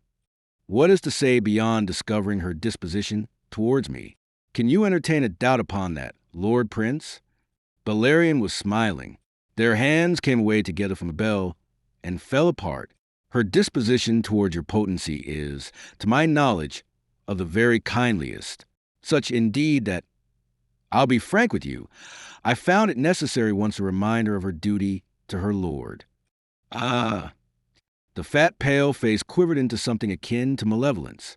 The prince remembered a sudden coolness in the countess and her removal to Melegnano, and perceived in this meddler's confession the explanation of it. "By St. Ambrose, that was bold of you." "I am accounted bold," Bellarion reminded him, deeming it necessary. The shifty eyes fell away uncomfortably under his glance. "But if she is kindly disposed, then I know that she was Highness, and may be rendered so again, though perhaps less easily now than heretofore." "Less easily? Why so?" "As Facino's widow, she is in wealth and power the equal of many a prince in Italy. She has considerable dominions, torn by Facino from the great heritage left by the Duke my father. In that rare burst of indignation, his whole bulk quivered like a great jelly. They might be restored to the ducal crown by peaceful arts. Peaceful arts? What arts will you be playing? But the time for direct answers was not yet. And not only has the Countess lands, but the control of a vast fortune, some 400,000 ducats. You will need money, Highness, for the pay of this great army now under Bergamo, and your own treasury will hardly supply it. There's taxation, but your Highness knows the ills that wait on that for a prince newly come into his own. And not only the lands and money of which your Highness stands in need, but the men also does the Countess bring. You but repeat yourself. Bellarion looked at him and smiled. Never, do I believe, did a prince find a bride more richly dowered. A bride? The youth was startled, terrified almost. A bride? Would less content your Highness?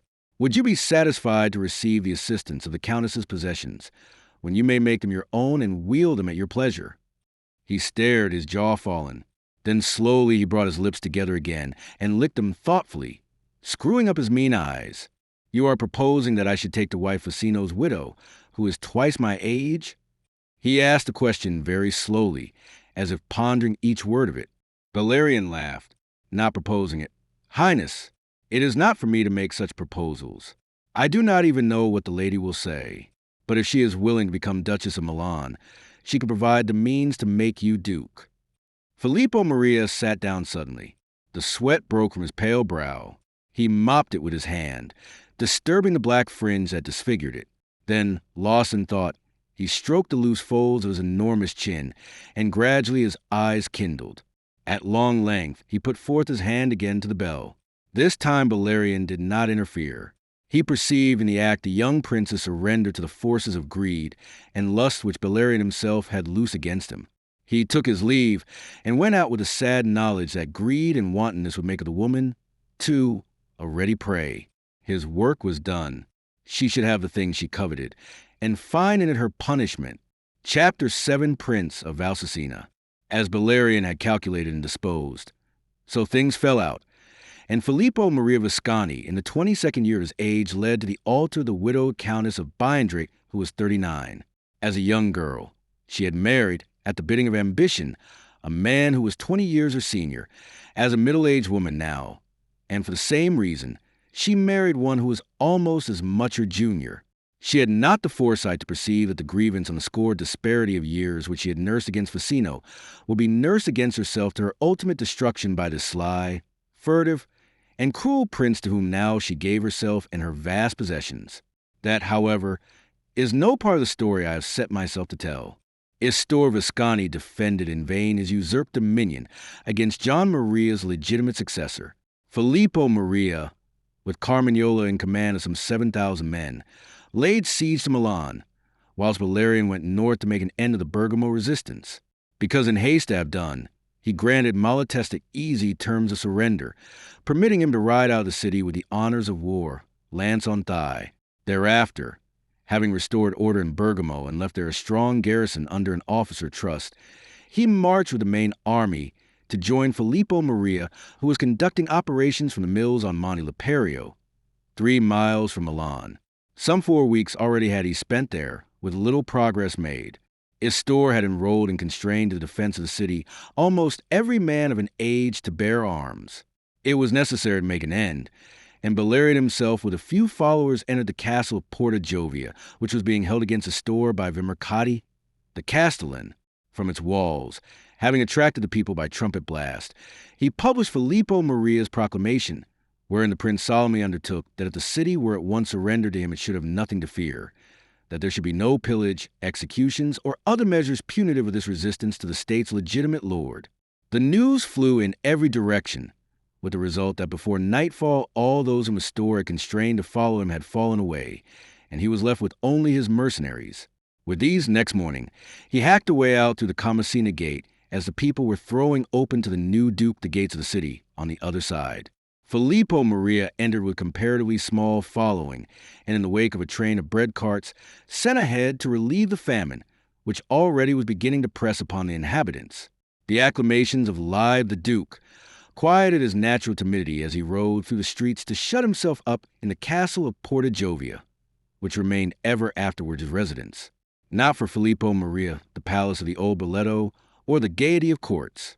His dark, scheming, yet pusillanimous nature craved the security of a stronghold, for assisting him to the ducal throne, and no doubt to ensure their continued support. He rewarded his captains generously, and none more generously than Bellarion, to whom he considered that he owed everything. Bellarion was not only confirmed in the lordship of Valsicina in feud, for himself and his heirs forever, but the Duke raised the fief into a principality. Bellarion remained the Duke's marshal-in-chief and military advisor, and it was by the dispositions which he made during that summer and autumn of 1412 that the lands of the duchy were finally cleared of the insurgent brigands who had renewed their depredations. Peace being restored at home, and industry being liberated at last from the trammels that had lain upon it since the death of John Galeazzo, prosperity flowed swiftly back to the state of Milan, and the people heaped blessings upon the shy, furtive ruler of whom they saw so little. It is possible that Filippo Maria would have been content to rest for the present upon what was done, to leave the frontiers of the duchy as he found them, and to dismiss the greater part of the costly candatas in his employ.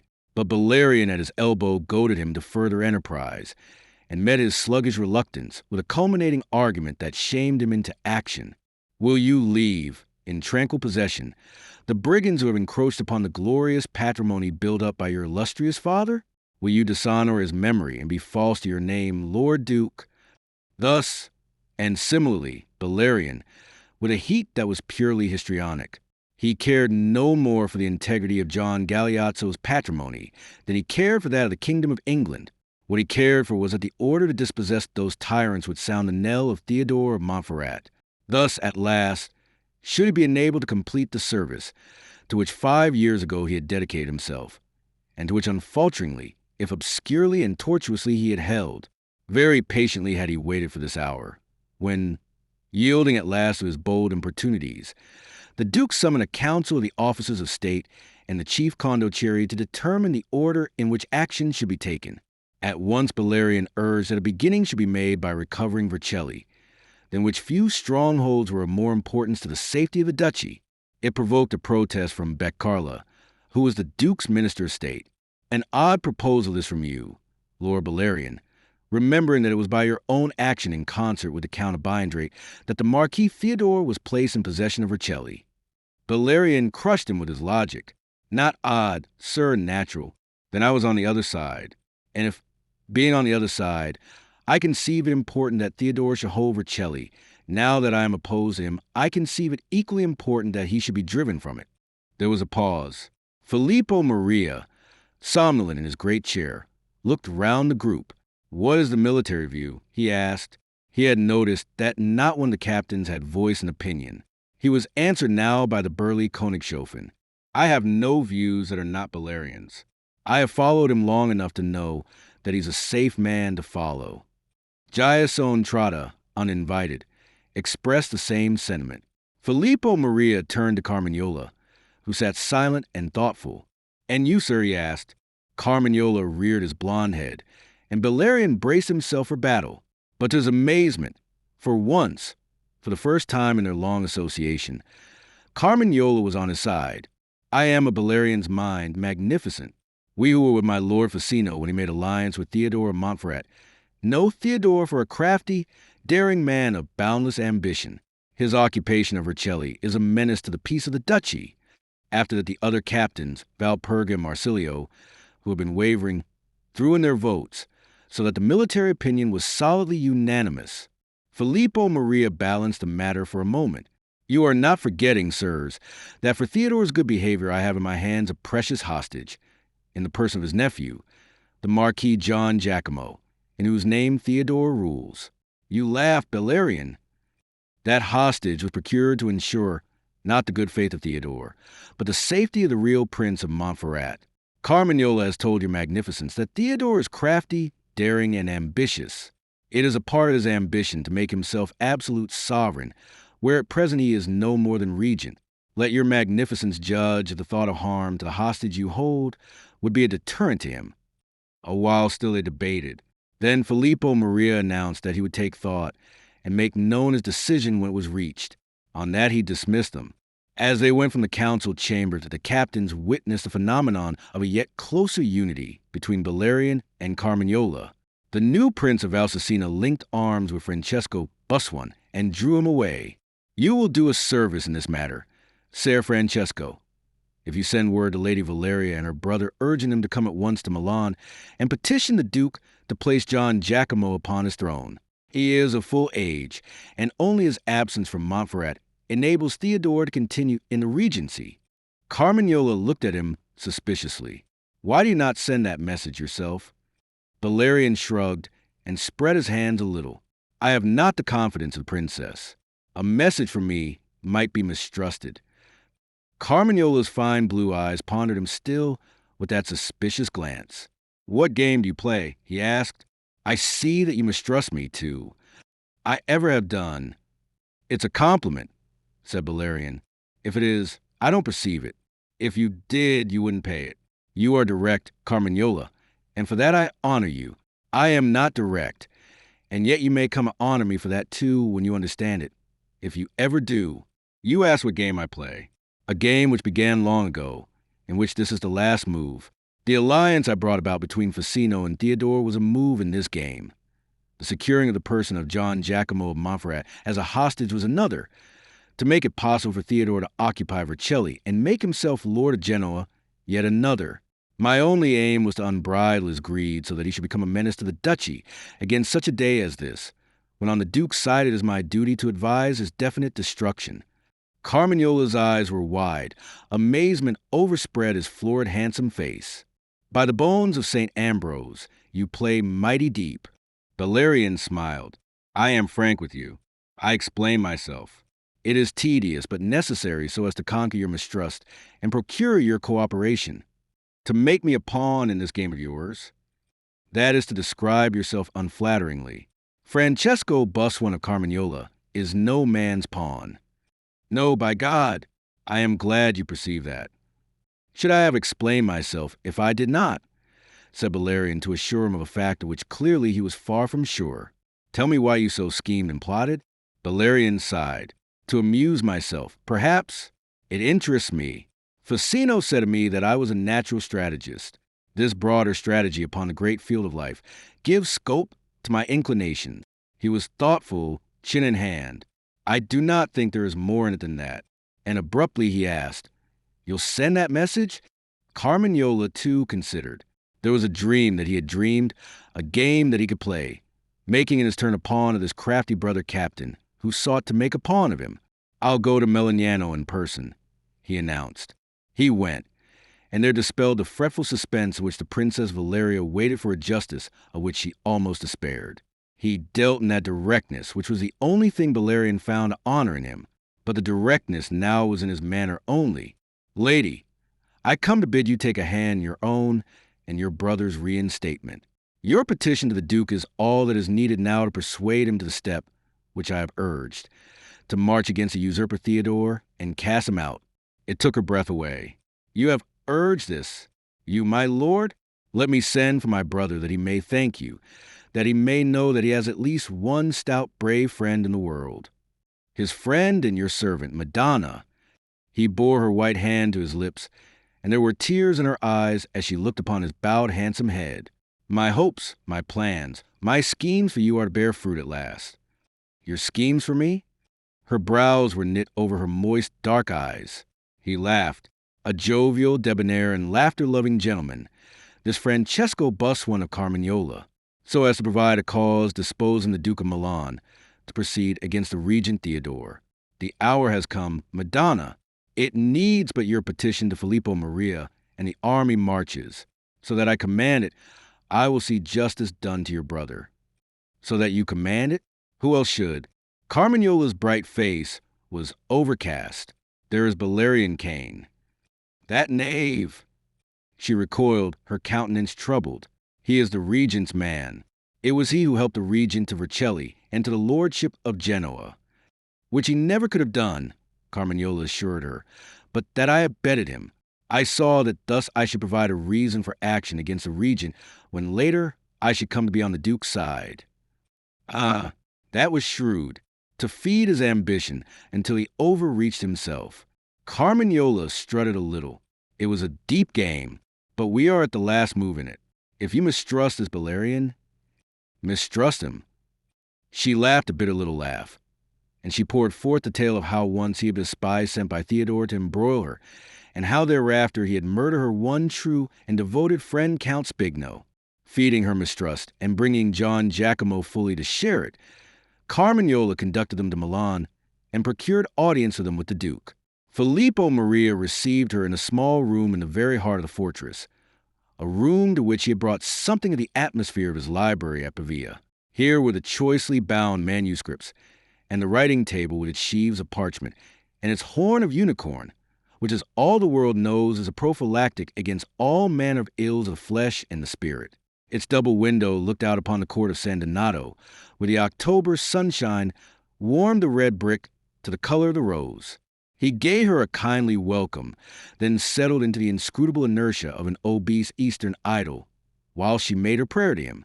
When it was done, he nodded slowly and dispatched his secretary in quest of the Prince of Valsicina. The name conveyed nothing to her, for she had not heard of Bellarion's latest dignity. You shall have my decision later. Madonna, it is almost made already and in the direction you desire. When I have conferred with the Prince of Valsicina upon the means at our command, I will send for you again.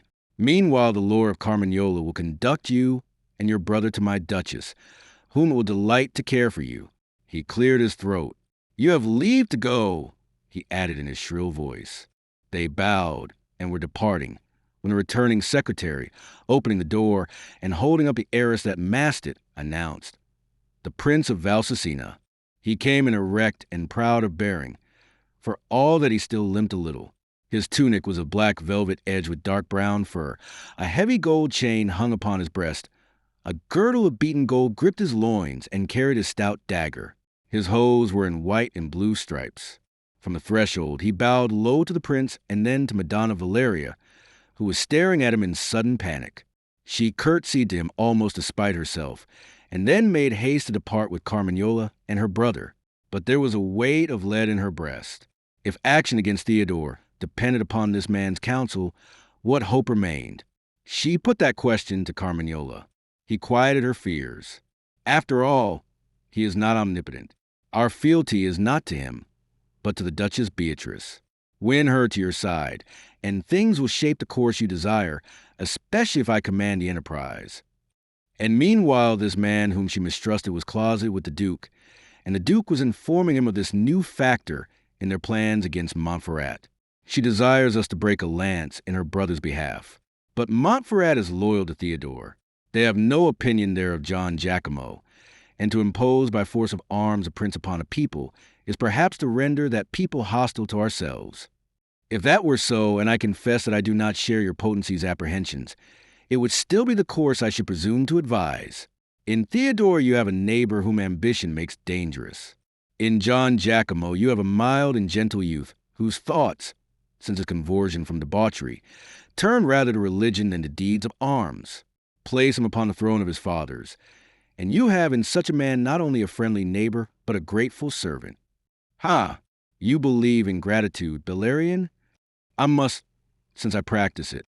There followed that night a council of the captains, and since they were still nominally regarded as in the service of Facino's widow, the Duchess herself attended it, and since the fortunes of the legitimate ruler of Montferrat was one of the issues, the Marquis John Giacomo and his sister were also invited to be present, the Duke at the head of the long table, with the Duchess on his right and Bellarion on his left, made known the intention to declare war immediately upon the regent of Montferrat upon two grounds: his occupation of Milanese stronghold and lands of Vercelli, and his usurpation of the regency beyond the Marquis John Giacomo's attainment of full age. Of his captains now, he desired an account of the means at their disposal, and afterwards a decision of those to be employed in the undertaking. Carmagnola came prepared with a computation of the probable forces which Theodore could levy, and they were considerable, not less than 5,000 men. The necessary force to deal with him was next debated, having regard also to certain other enterprises to which Milan was elsewhere committed. At length this was fixed by Bellarion. It was to consist of the Germans under Königshofen, Stoffel Swiss, Giasone Trotta's Italian mercenaries, and Marsilio's condata, amounting in all to some 7,000 men, that would leave free for other eventualities the condatas of Valperga and of Carmagnola, with whom were Ercole Belluno and Ugolino de Tenda. Against this, and on the plea that the Duke might require the services of the Prince of Valsicina at home, Carmagnola begged that the enterprise against Montferrat should be confided to his leadership, his own condata taking the place of Bellarion's, but all else remaining as Bellarion disposed. The Duke, showing in his pale face no sign of his surprise at this request, looked from Carmagnola to Bellarion, appearing to ponder, what time the Princess Valeria held her breath. At length the Duke spoke. "Have you anything to say to that, Valsicina?" "Nothing, if your Highness is content. You will remember that Theodore of Montferrat is one of the most skillful captains of the day, and if this business is not to drag on unduly, indeed if it is to be brought to a successful issue, you would do well to send against him of your best." A sly smile broke upon that sinisterly placid countenance. "By which you mean yourself." "For my part," said Königshofen, "I do not willingly march under another." "And for mine," said Stoffel, "whilst Bellarion lives, I do not march under another at all." The Duke looked at Carmagnola. "You hear, sir?" Carmagnola flushed uncomfortably. "I had set my heart upon the enterprise, Lord Duke." The Princess Valeria interposed. "By your leave, Highness, does my vote count for anything in this matter?" "Assuredly, Madonna, your own and your brother's." "Then, Lord Duke, my vote, indeed my prayer, is that my Lord of Carmagnola be given the command." The Duchess raised her long eyes to look at her in wonder. Bellarion sat inscrutable. The request wounded without surprising him. He knew her unconquerable mistrust of him. He had hoped in the end, which was now approaching to prove to her its cruel injustice. But if occasion for that were denied him, it would be no great matter. What signified was that her own aim should be accomplished, and after all, they were not beyond the strength and skill of Carmagnola, who had his talents as a leader when all was said. The Duke's lackluster eyes were steadily upon Valeria. He spoke after a pause. "Almost you imply a doubt of the Prince of Valsicina's capacity." "Not of his capacity." "Oh, not of that." "Of what, then?" The question troubled her. She looked at her brother, and her brother answered for her. "My sister remembers that the Prince of Valsicina was once the Marquis Theodore's friend." "Was he so? When was that?" The Duke looked at Bellarion, but it was John Giacomo who answered the question. "When, in alliance with him, he placed him in possession of Vercelli and Genoa." "The alliance was the Lord Ficino's, not Valsicina's. Bellarion served under him, but so also did Carmagnola. Where is the difference between them?" "My Lord of Carmagnola acted then with a view to my brother's ultimate service," the princess answered. "If he was a party to the Marquis Theodore's occupation of Vercelli, it was only so that in that act the Marquis might provide a cause for the action that is now proposed against him by the Duke of Milan." Bellarion laughed softly at the light he suddenly perceived. "Do you mock that statement, sir?" Carmagnola challenged him. "Do you dare to say what was in my mind at the time? I have honored you for directness, Carmagnola, but it seems you could be subtle too." "Subtle?" Carmagnola flushed indignantly. "In what have I been subtle?" "In the spirit in which you favored Theodore's occupation of Vercelli," said Bellarion, and so left him gaping foolishly. "What else did you think I had in mind?"